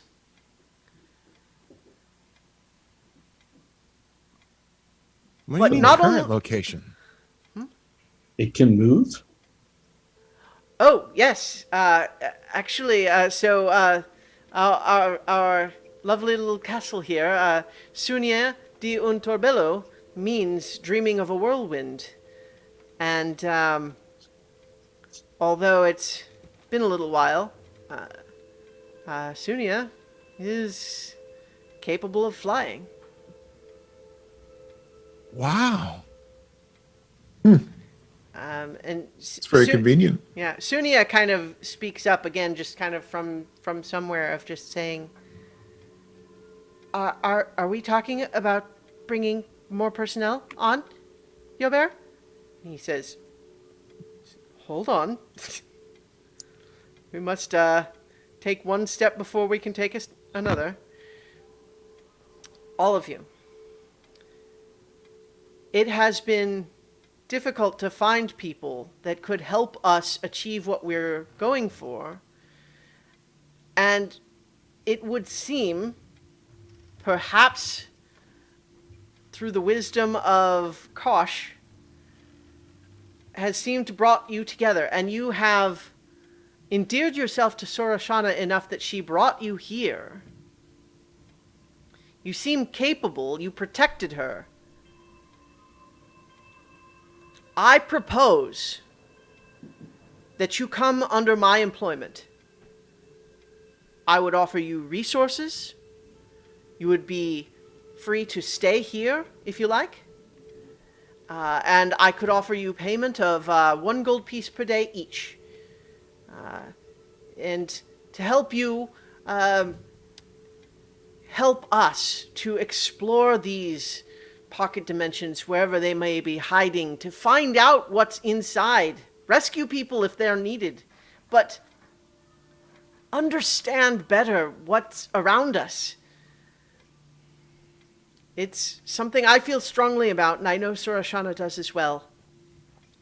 And if nothing else, tonight's events have shown me what benefits can be provided by a team of capable individuals. So you're talking about a great deal of travel. Potentially. I think that there are certainly plenty of places to explore even here within the city, but it's also true that we may be traveling at some point. I would think that the mission would dictate that. But I can offer you many things. As I mentioned, resources. I have connections with many of the research institutions or libraries here within the city, scholars. I can offer you some degree of protection from the more petty elements of the bureaucracy of the city, just bearing, my name as a patron will get you through many doors that would be otherwise closed to you. And to be sure, things like resolving property damage is things that I'm more than capable of handling. What do you say? Nedry's kind of rocking back and forth on his feet, kind of eager, excited, but at the same time kind of held back and concerned, and like 1,000 emotions all happening at the same time. Presumably, if such a verbal contract could be terminated at will, this is an ideal situation. Did you say robo-contract? Verbal. Oh, No, sir. Verbal contract. okay. I'm sorry. My apologies.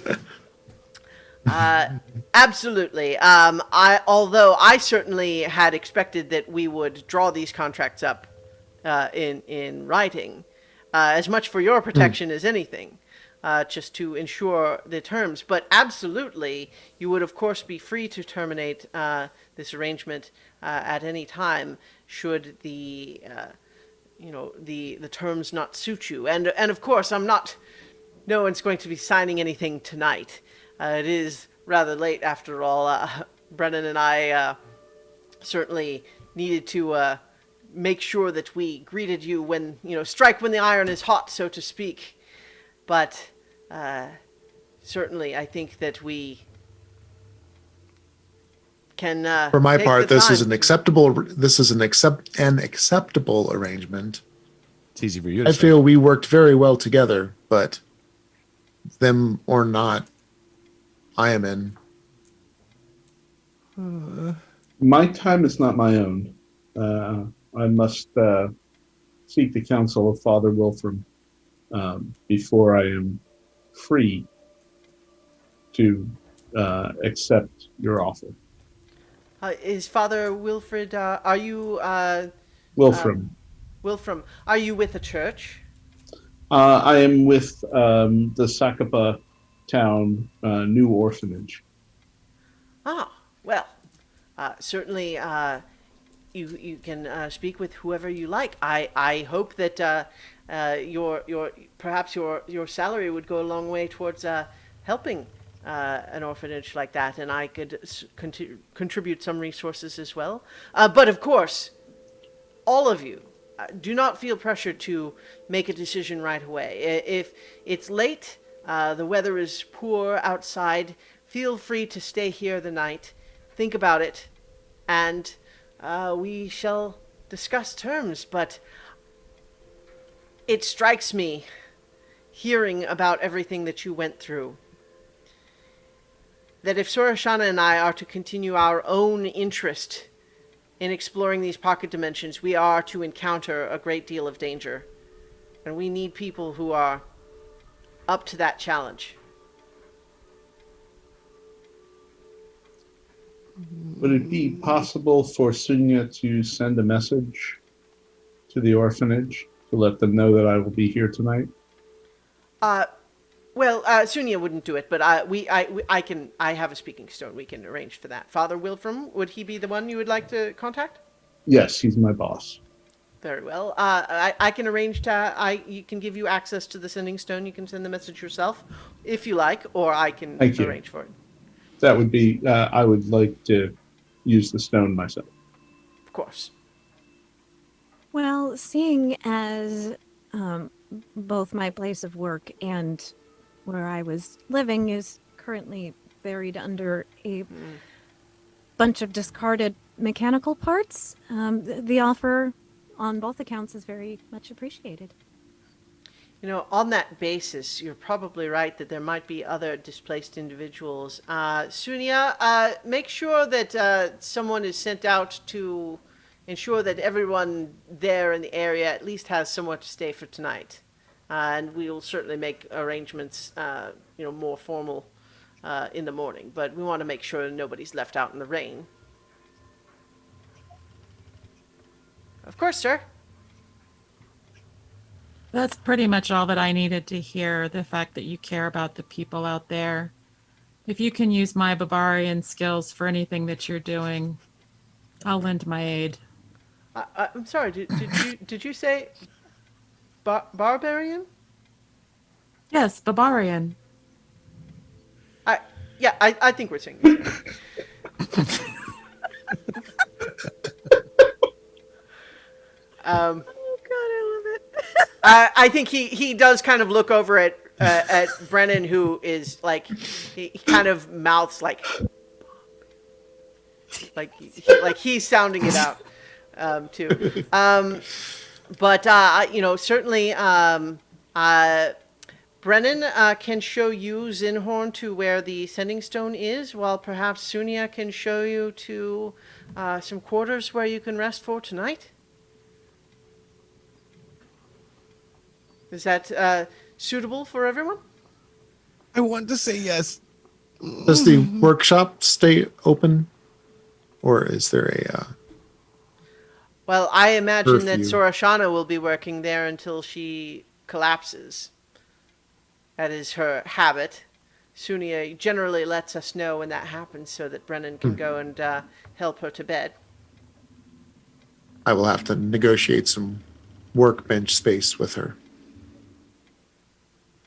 Master Finster always says to never make a deal when you're tired or hungry or distracted or me. I want to say yes, but I'm gonna have to make sure that Master Finster thinks it's Nedry. okay. But I mean, it probably wouldn't be so bad because he's always saying that I should get out more and not Nedry, be underfoot all the time. It sounds like Master Finster offers you exceedingly wise advice.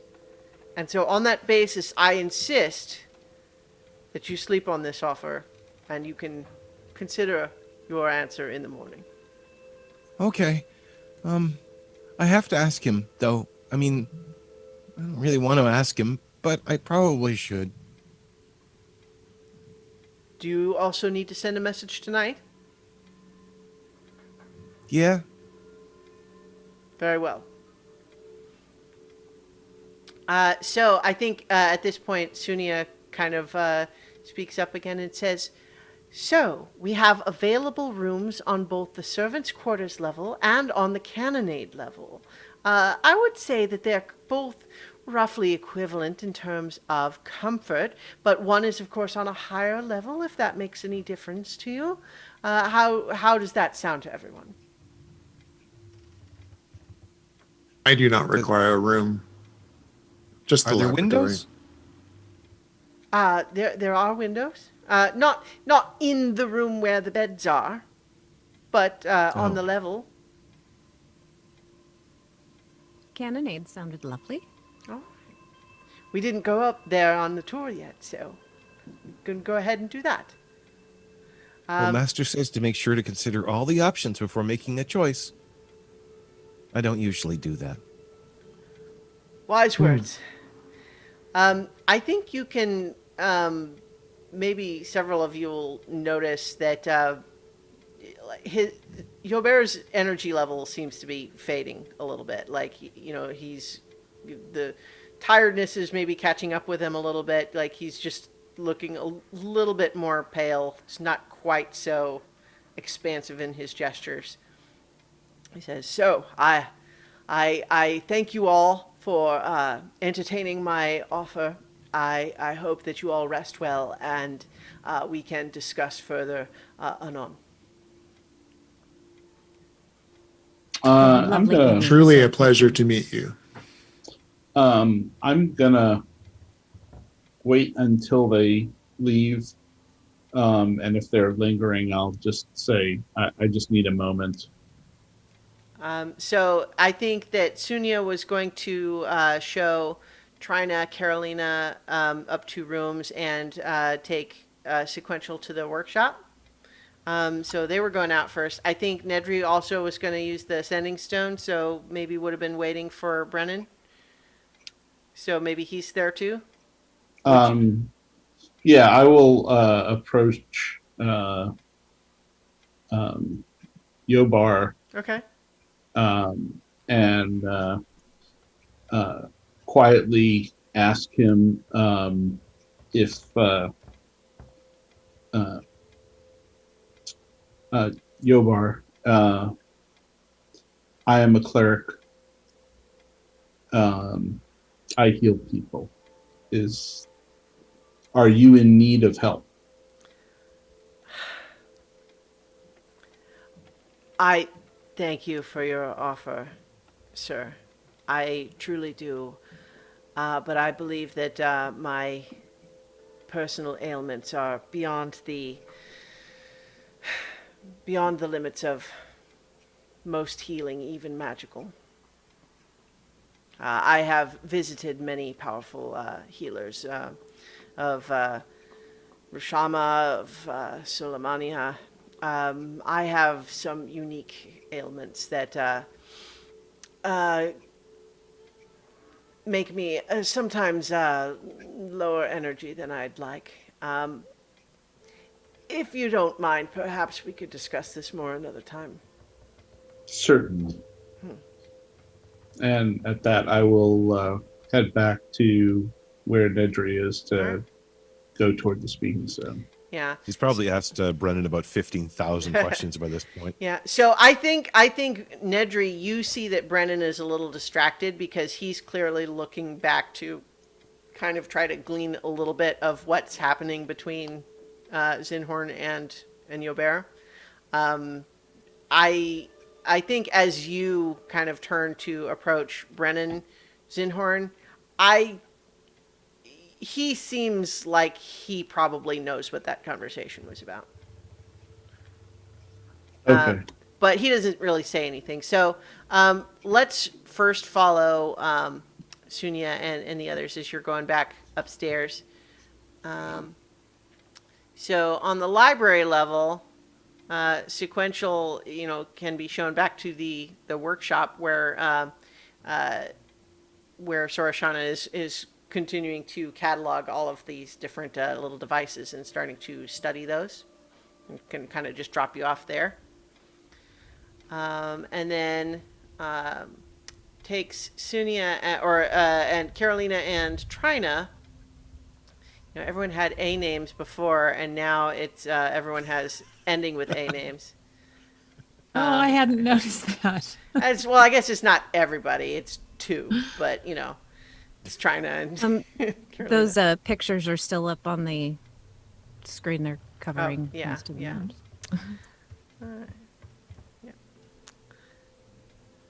Yeah. So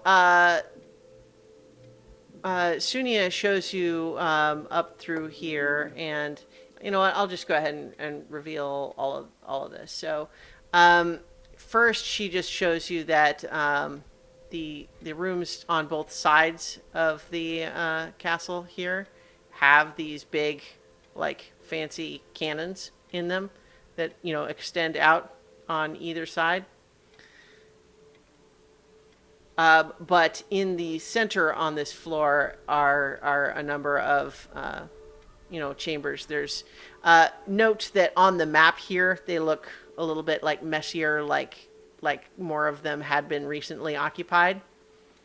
But I think that you all are sort of increasingly clear on the fact that it might really be just Yobert, Brennan, and Sorashana here. And two spirits. Well, yeah. So, but yes. So in any case, though, she shows you into this room and just says, "Feel free to take whichever bed you like. Let me know if you need anything. I don't need to sleep, obviously. So just, give a whistle." Thank you. You're very nice. Oh, thank you. It's I. It's just been a while since we had anyone. stay here as a guest, and I feel that I'm at my best when I can help people be comfortable and feel good about their surroundings, and it's a pleasure to have new faces. I Well, it do is a hope you'll pleasure stay. to be here. I think I could get used to this. Definitely the nicest place I've been. So in the meantime, Brennan has taken. We've got Zinhorn and Nedry, and he takes you up to the library level, and takes you into this room right here, which is obviously like a little sort of like sitting room where there's various desks and work tables and everything. It looks like it's maybe not used that frequently right now, but in one corner is something that the both of you would certainly recognize as a sending stone. And although sending stones are, there's a wide variety of different qualities of them that you would be familiar with. There would be sort of like once per day sorts of ones that like a more ordinary person might be able to afford. Then there's also like the sort of public utility ones that can go over and over and over again, but tend to be like big and hard to move and everything. Like this is one of like the really, really fancy ones. So Brennan has brought you up there, and I think on the way, there's a little bit of a sense like he wants to talk to you, but he's a little bit wary of Nedry just launching a barrage of questions again. But he just kind of says, so I'm just want to kind of echo what Lord Relenth was saying up there. I think that to the extent that you can trust my opinion, given that I'm probably biased, I think he's a good man. I think that he's got his heart in the right place. Well, he actually like grimaces after he says that, and he says, "Well, that's a figure of speech I try not to use anymore. But never mind that. He's a good man, and there's something to this. I haven't seen him this excited about a new idea in a while. And like he said, Sorashana isn't the type that usually goes out at all, much less goes out to do something dangerous and then brings 5 other people back with her. Like, this is unusual, but it seems like it could be unusual in a really good way. So I am on board. So let me know if, I can help with anything, like ordinary sorts of requests, like just call out Sunia can get you stuff. If you need to talk to Yobert, let Sunia or I know. Here's a question.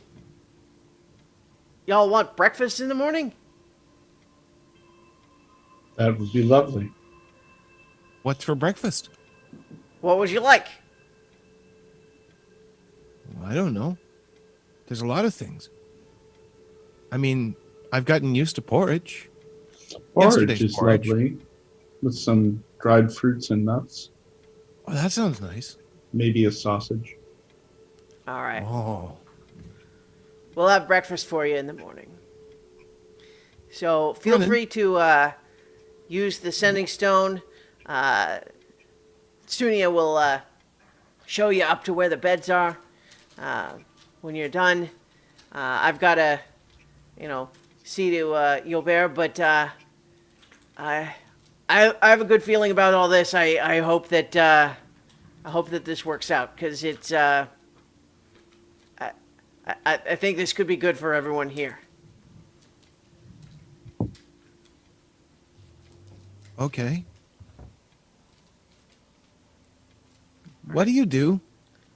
Oh, me? Well, like, what don't I do? Well, I don't know that either. Oh, okay. Well, so clearly with you, Specific answers, no figures of speech. Just like the answer is what you're looking for. Is that right? Is that what gets you to Well, like hold if still? the answer has information in it, then it's good. If it doesn't, then it's more like you're not answering at all. Fair. What do I do? Well, primarily I am Yobert Relent's bodyguard. However, it's true that of late he doesn't go out in places where he needs a bodyguard as often. And so I have chosen, upon my own prerogative, to take on additional duties such as cooking, which I enjoy thoroughly, and just other various household responsibilities. But primarily, I am his bodyguard. But I like to think we're also friends. We've known each other for a long time. Does he need a bodyguard? I mean, not here, because like you said, it's safe, and Sunya seems really nice. But I mean, out there, does he need one? Well, I'm not saying that he's the sort of person who's going out and just making enemies left and right, but, people of noble families, when money and land and title gets involved, like it's sometimes enemies have a way of making you. Oh, so he has some enemies then? I mean, I'm not saying there are specific people targeting him right now. I'm just saying it's smart to have protection. Why does he want to find these pocket planes? Well, I mean, I kind of just going to say what he said, but he always found them interesting back in his adventuring days. But he's had some personal encounters in them that left him with a respect for how dangerous and how mysterious they can be. And I think that just persuaded him that those things were more important than, being the lord of a house. They are pretty cool, at least from what I've read.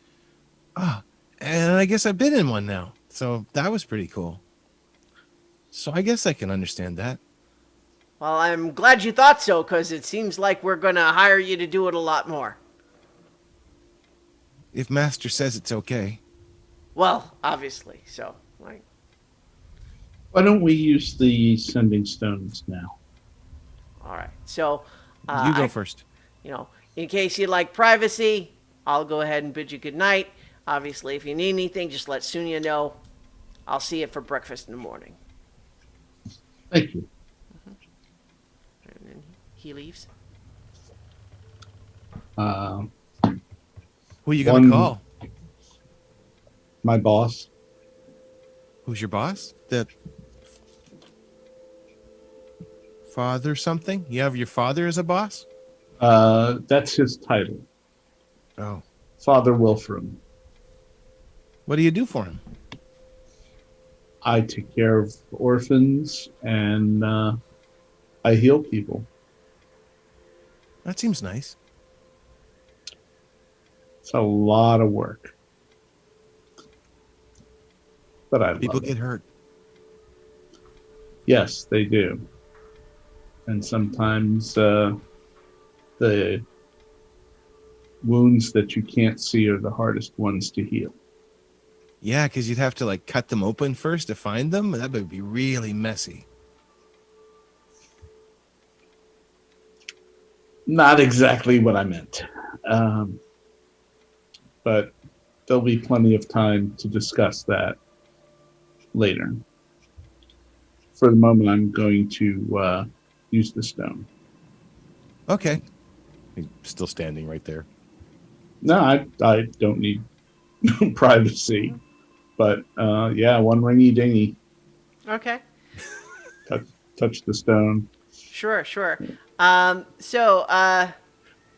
think that the sending stones work very much like the sending spell in the sense that it is not like just a standard, conversation like we would have on the phone. It's, you send a message, then you get a message back and so on. But the other person doesn't have to be at a sending stone, right? It's just the one. Okay. So basically, you send a 25-word message, and then he can reply with a 25-word message. And then, if necessary, you can do that again. Okay. Do I have to think up an exact message in 25 words or less? I think for right now, we can sort of paraphrase, if you like. Um, I think sometimes it's fun to try to decide what you're filling in the 25 words. But if you would rather, for the moment, just say, Yeah. let's hand wave that I tell Father Wilfram what's going on, and it's fine. And Yes. so, we can do that. yes. There went out to help someone, help them, been offered the job to help them more. Lots of money, possible extra resources. You good with this? So here's a question of, for you and in your own backstory, like, how typical would this be for Zinhorn? And I don't just mean like getting a new job opportunity sort of thing, but like going off and staying somewhere else overnight because of something you've gotten involved with. I would think it would be fairly typical for him. Any kid that's become a street kid because they ran away is gonna need to see him and learn to not feel threatened by him. So Right. he could be gone for days at a time, like sleeping in an alley or whatever, just waiting for a chance to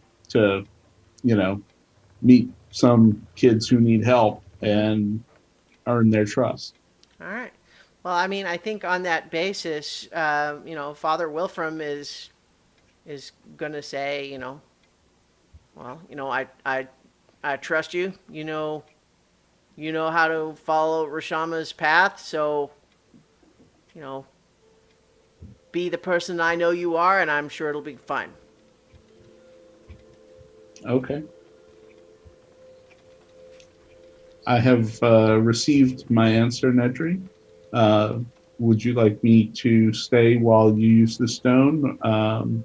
Otherwise, I will head off to the bedrooms. Well, I know how to use the stone. It's a pretty simple magic ability. I mean, I don't know how to do the ability yet, but I know how the stones work. I studied them. I did a paper on one once just to figure out exactly how they could distribute messages across the city pretty quickly, and it was kind of neat, actually. But maybe if you could stay?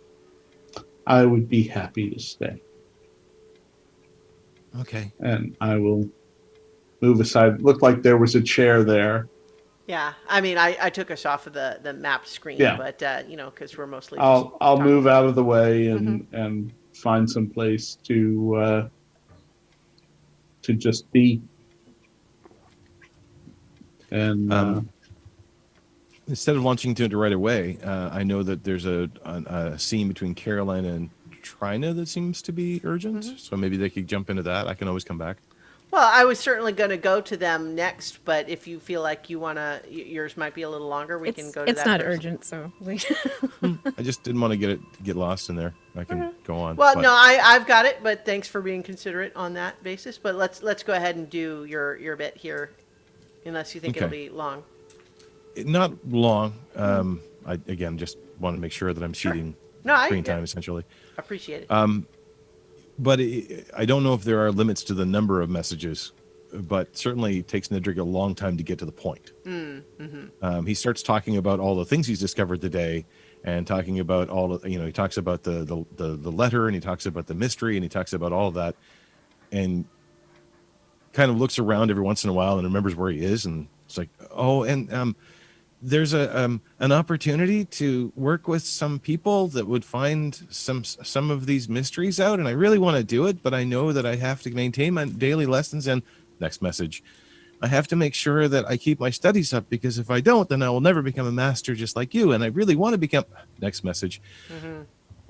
And eventually kind of gets to and I'm assuming it's out loud. I'm assuming there's some, or he would do it out loud anyway, even if it's a mental thing, kind of just as he gets going. But Zinhorn would notice that there's kind of been this amazing amount of energy that kind of drops off as he gets closer and closer to the point, and he kind of gets quieter and quieter. So I was wondering if it was okay if I could work with them, and I would make sure that I check in. And there was something you told me about the lessons that I could probably pick up on time to time, and then would that be okay? So, Mark, you and I didn't really discuss too much the characterization yet of your master, but if I may, I think that your master, in a very resigned and understanding way, allows each of those successive messages to, like, he knows you're not finished, so he kind of does the like cursory response to let you trigger the next set. Keeps just doing that, yeah. And then when you finally ask the question, he says, "Yes, that's fine. Keep in touch." Okay, as long as you're sure. And he kind of turns around and then I think the looks response Zinhorn. to that is like, "I'm very sure." So kind of shyly turning around to Zinhorn, and then just sort of looks up with these eyes kind of going brighter and wider. I can stay. And kind of runs over the room and grabs onto Zinhorn. And I will give him a pat on the back. He probably reminds you of a lot of the younger orphans. You're not really sure of his age, but he definitely looks and acts a lot more like a lot of the younger ones. Sorry, those wings really get in the way. I mean, not in a bad way. They just sort of, I mean, it makes it awkward because I don't really have long arms. So it's kind of like, but they're really cool. And I hope you get a chance to fly someday, like the house does. That's kind of weird. I wonder if it has wings. Kind of cool. Just make sure that you're not standing next to me when I sneeze. Shall we go find the bedrooms? Yeah, I probably need to try to sleep. It's going to be really hard to sleep tonight. All right, so while all that's happening, we have Trina and Carolina up there in the bedroom themselves, going to bed first, perhaps? Or are you talking about anything as you kind of settle in, or? Well, first I would I would motion for Trina to go ahead and make her choice. I mean, she's obviously the one that needs more size accommodation, so let her figure it out first. Trina, I suspect that what you find is that you are best accommodated by taking two of the existing beds and sliding them together. Done. That's, of course. Yeah. So once she's It's a Yas Queen size. Sorry. Yas Queen, yes. Yes. Once she's kind of figured that out, Carolina's just still kind of watching her and just kind of casually approaches, and she's, I don't want to make you uncomfortable, but may I tell you something? Of course. She kind of takes a deep breath, and you are possibly one of the most beautiful things I've ever seen. Thanks. Back at ya. No, you don't understand. It's just, you're so unique. Everything, like, and she sort of tentatively like reaches out a hand, like she towards your hand, but hesitates because she doesn't, want to overstep any boundaries. Pushes her hand right out. May I? Sure. And she's going to feel like the texture of her skin and just sort of marveling at this, like, this is amazing. Where, may I ask where you're from? I am from what I've learned to call a pocket dimension, from where everybody looks like me. Like, we're all Loxodon there. That's what my people are called. There's more of you? That's amazing. Yeah, I was very surprised because I only learned about the possibility of traveling elsewhere because a tiefling came wandering through the pocket dimension and just was astounded by us, kind of like you are, and had tons of questions, kind of like Nedry. And so I was really surprised to pass through the portal and see What? that everybody wasn't tieflings. There's I a expected control everyone to right be a at the base of the tiefling. bulb. So I'm just as Yeah, fascinated by turn you it as you are clockwise. of me. He knows he's not Yeah. muted. Yeah. Paul, you know you're not muted. Oh, crap. Sorry. It's okay. I'm not muted? No. Not No, muted. you're not.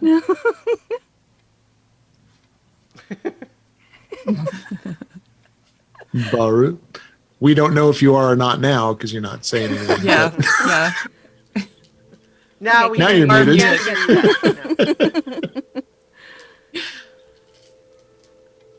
Yeah. So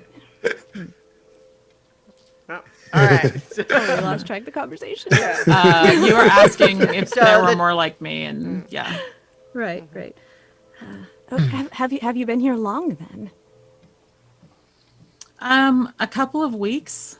I mean, I that's how I measured it here. I don't know how long it's been back where I'm from. I'm a little concerned now about this whole time change thing, but you know, it's cool otherwise. I've just been here a little while, just kind of like exploring and trying to learn a few things. one note I think for Trina that like you are not the first Loxodon to Right. journey to the prime material plane. So I think it's a known thing that time passage in your plane versus this one are pretty equivalent. So that's not really an issue. Okay. So Okay. that's a known thing about yours. Okay, yeah, time passes. It's the same. Psh, forget that other thing I said.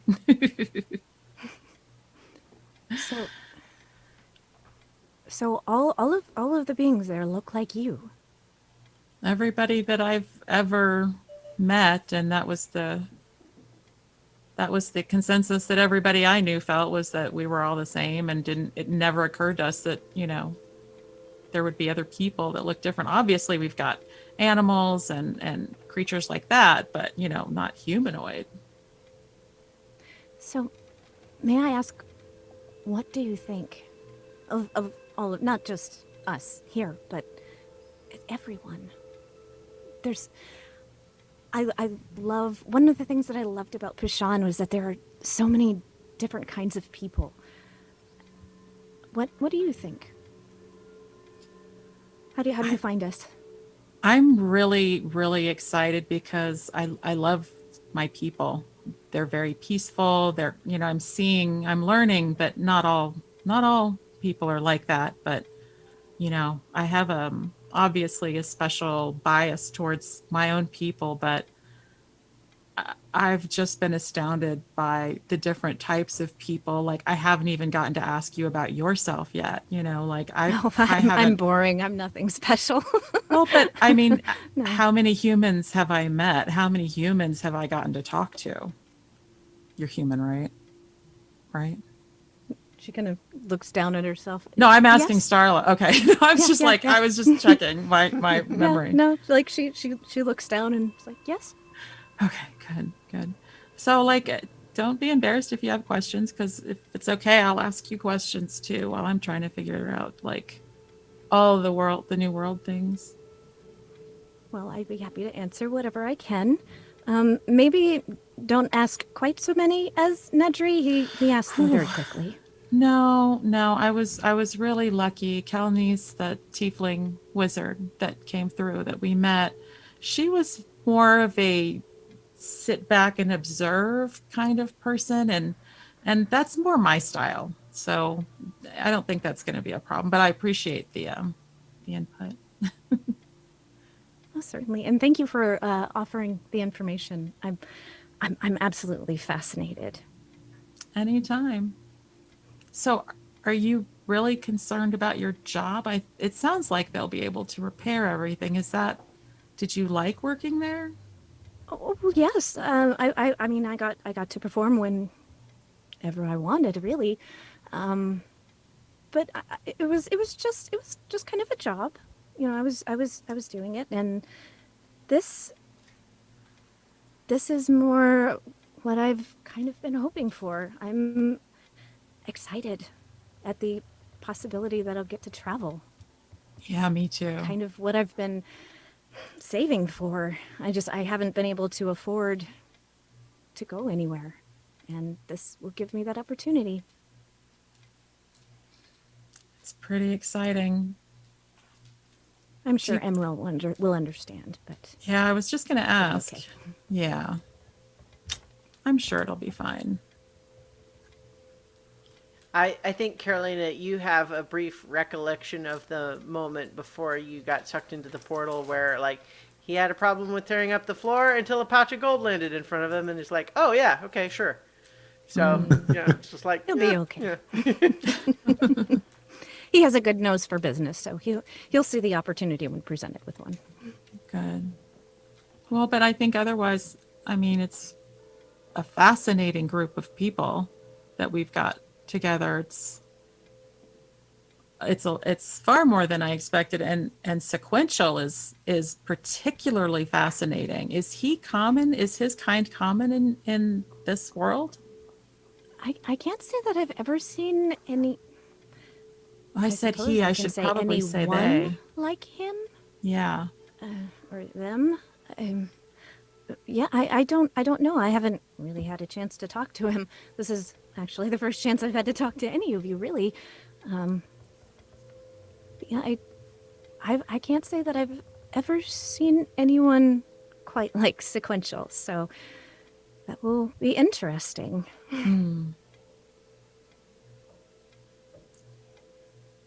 Is there anything else? I can't think of anything else to ask. No, I think that was it. Oh, we lost wanted a someone little from the moment. call. Let's see. We lost Paul. Paul, yeah. We lost the Zenhorn. Here we go. So Zenhorn's drifted off to sleep. I think with that let's see. I think we have there we go. Get people in the right place. Sequential. Speaking of sequential, you were brought up to, the workshop where Surashana was working, and I think that they're like, did you say anything or do anything immediately from once you're kind of dropped off up there, or?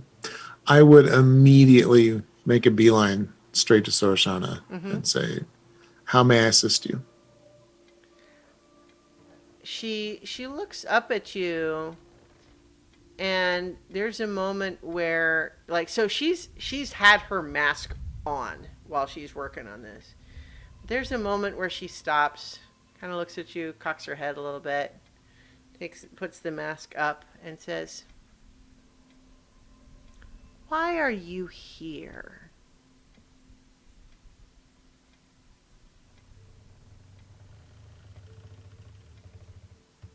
Define here.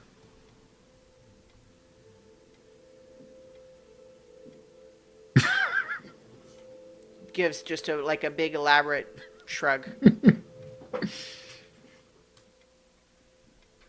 I was invited here, but largely Pashan searching for a friend.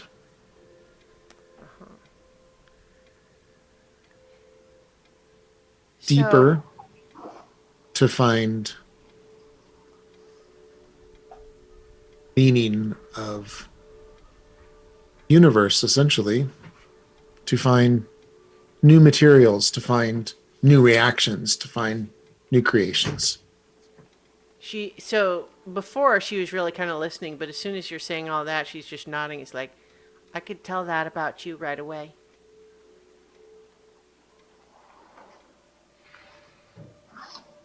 But I was That's initially created to serve, and that is my core function. I don't think so.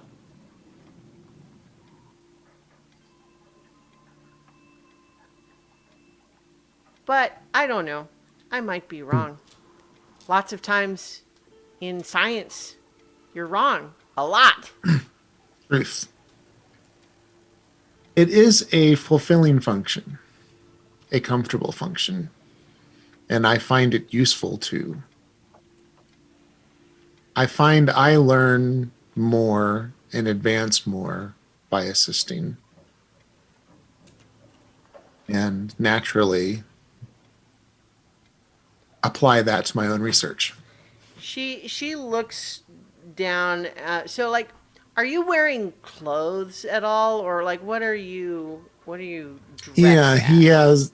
They have essentially. It's like a loincloth. It's like shredded. Basically, at one point was pants. Has been slowly degraded into Mm-hmm. a belt and some pouches and cloth, and but then straps and gear, and has a scale mail armor that has been integrated into the plates of their skin. So it's like, yeah, a part of them now. So she looks you up and down a little bit, and then just says, "What would it would it be okay if if I if I touched you, maybe on the shoulder?" Certainly. Okay, okay, okay. Um, and she's like reaching out really tentatively. Like she looks like someone who's like about to touch a stove to see if it's hot. Like someone who really looks as though they are afraid they're about to get just burned.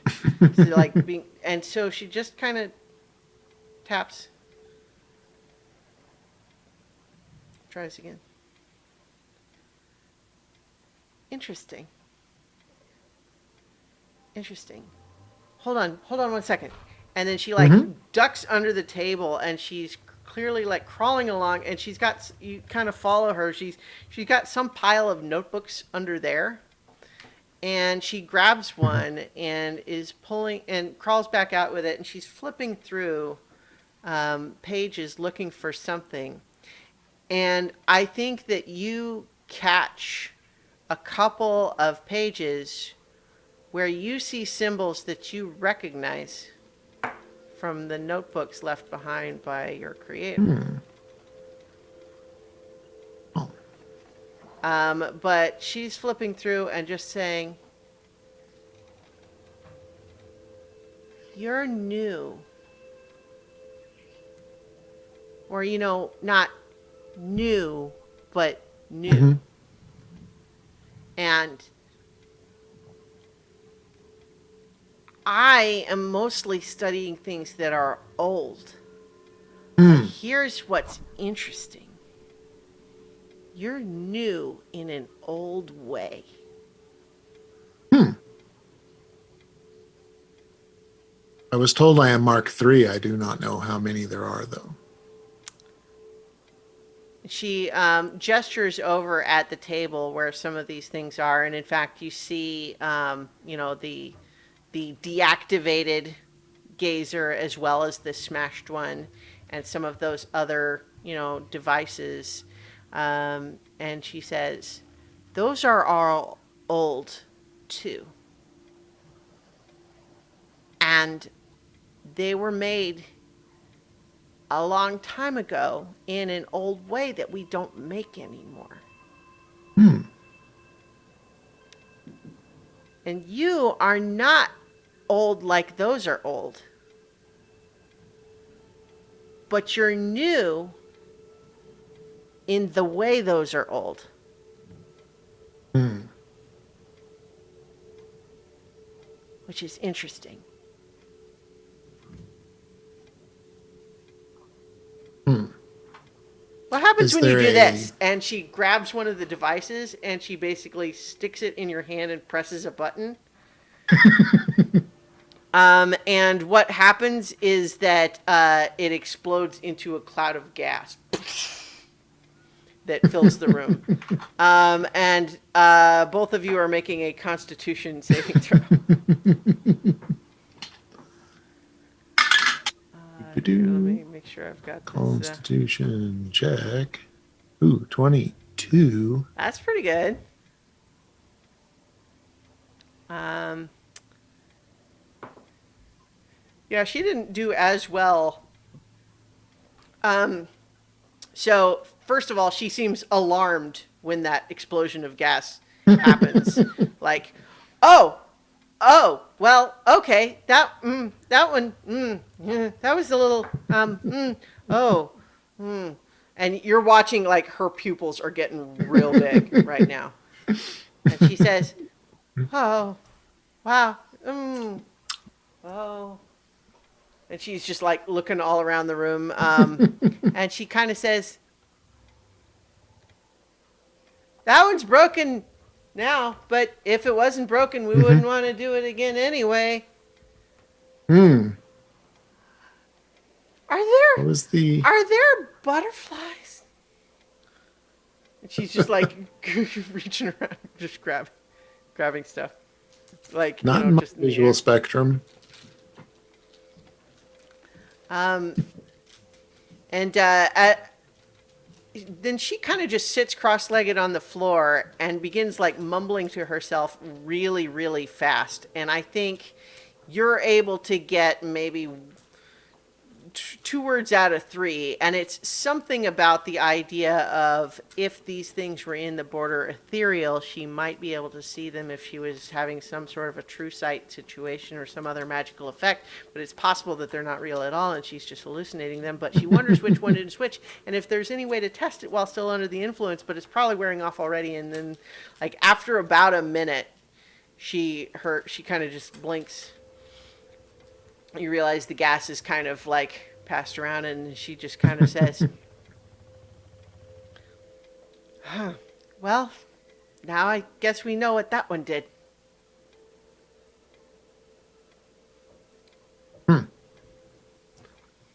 Not terribly useful in this context, though I And- don't know what outcome you were seeking.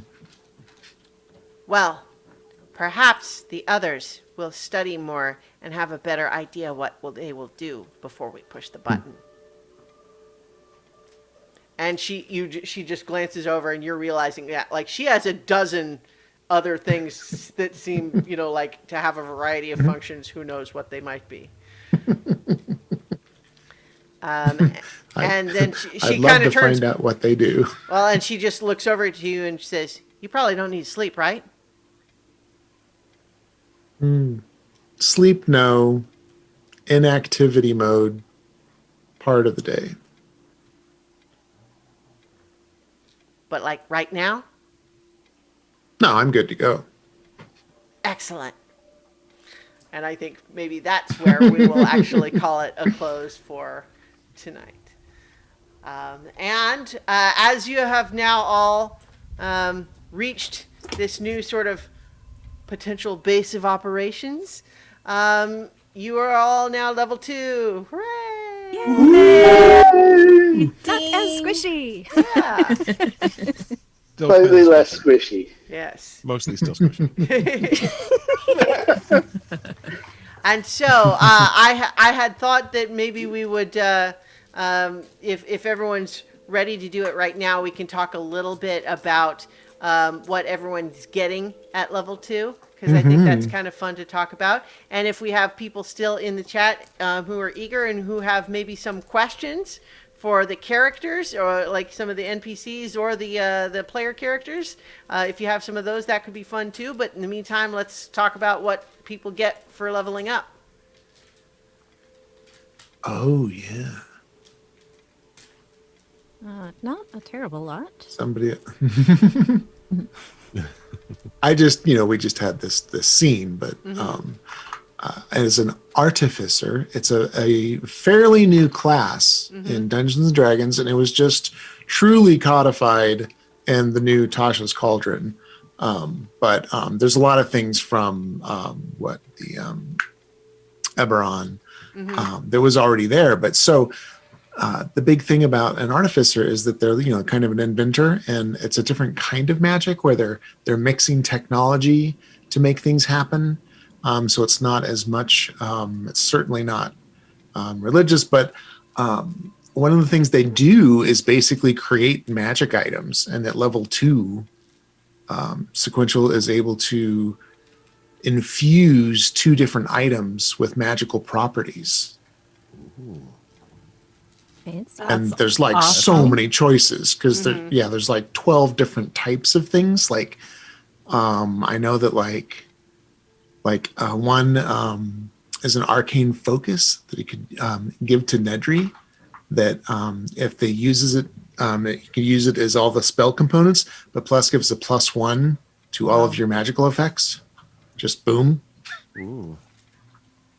Dang. There's like I can infuse like armor bonuses or weapon bonuses because I know sometimes there's creatures that can't be harmed unless it's a magical weapon. I can make a weapon magical, but it's kind of limited. I can only do like 2 at a time. Like, yeah, interesting, but exciting. There's so Yeah. many options. Well, and you don't you can choose a couple of things, but like you can like turn them on and off too, right? Yeah, I Like, can change them you up have a each couple- day. Yeah. But there's like 16 different infusions overall. I'm going to learn 4 at second level. Wow. And I don't Wow. change them out though. But when I level up to like, third or something, I can forget one and then I get like 2 more or something. Well, but what I It meant is builds that up. like you know 4 and you can have 2 Right. active, but you can Right. switch which 2 are active. Each day. Yeah. So I can take one away from you. And if we think we're going to need armor tomorrow, I can focus everything on armor. Yeah. Kind of thing. Nice. And so, Starla, you already mentioned for Carolina, like bards are it's not the most exciting thing at level 2, where you Yeah, have nah. the. Yeah, Although so I get.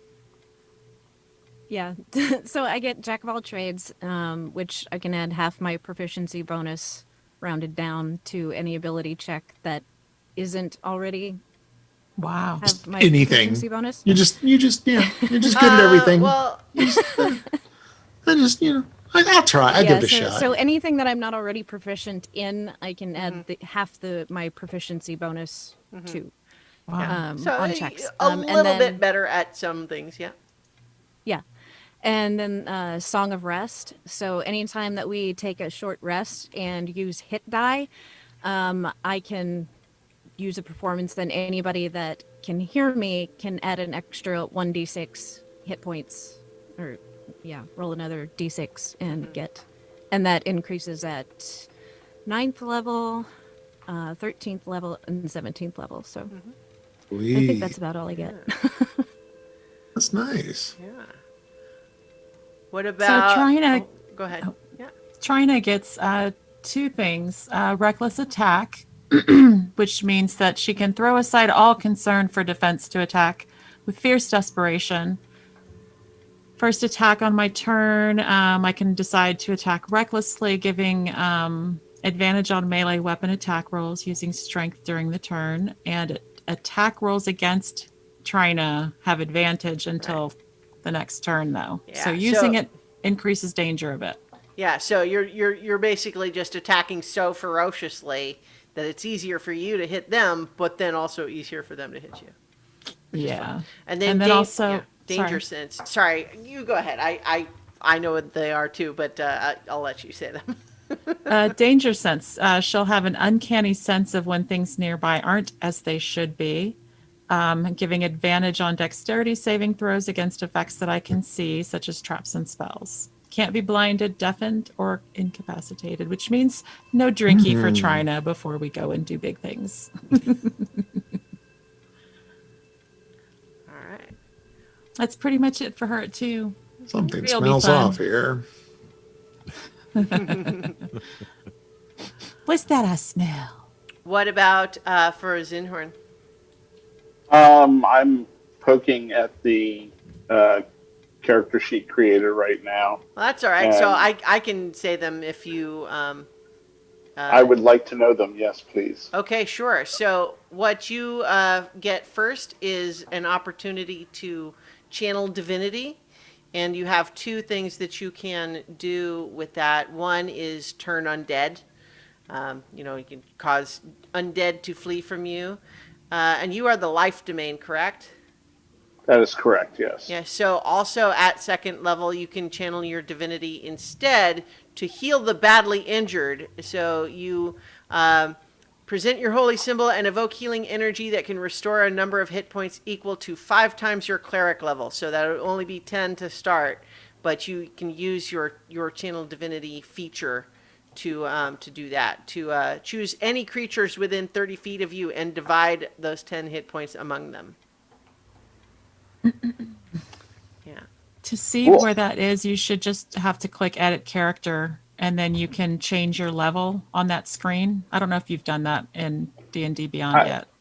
I just changed over from experience point mode to milestone because it was, even after setting second level, everything was still showing first level. Yeah. So Well- I can see that now. So we can work on that too at some point also. But yeah, that's basically the primary thing that you get as a cleric. I think spellcasters are all getting like new spells too. But last but not least, Nedry, you choose your wizard school at 2. I become a real wizard.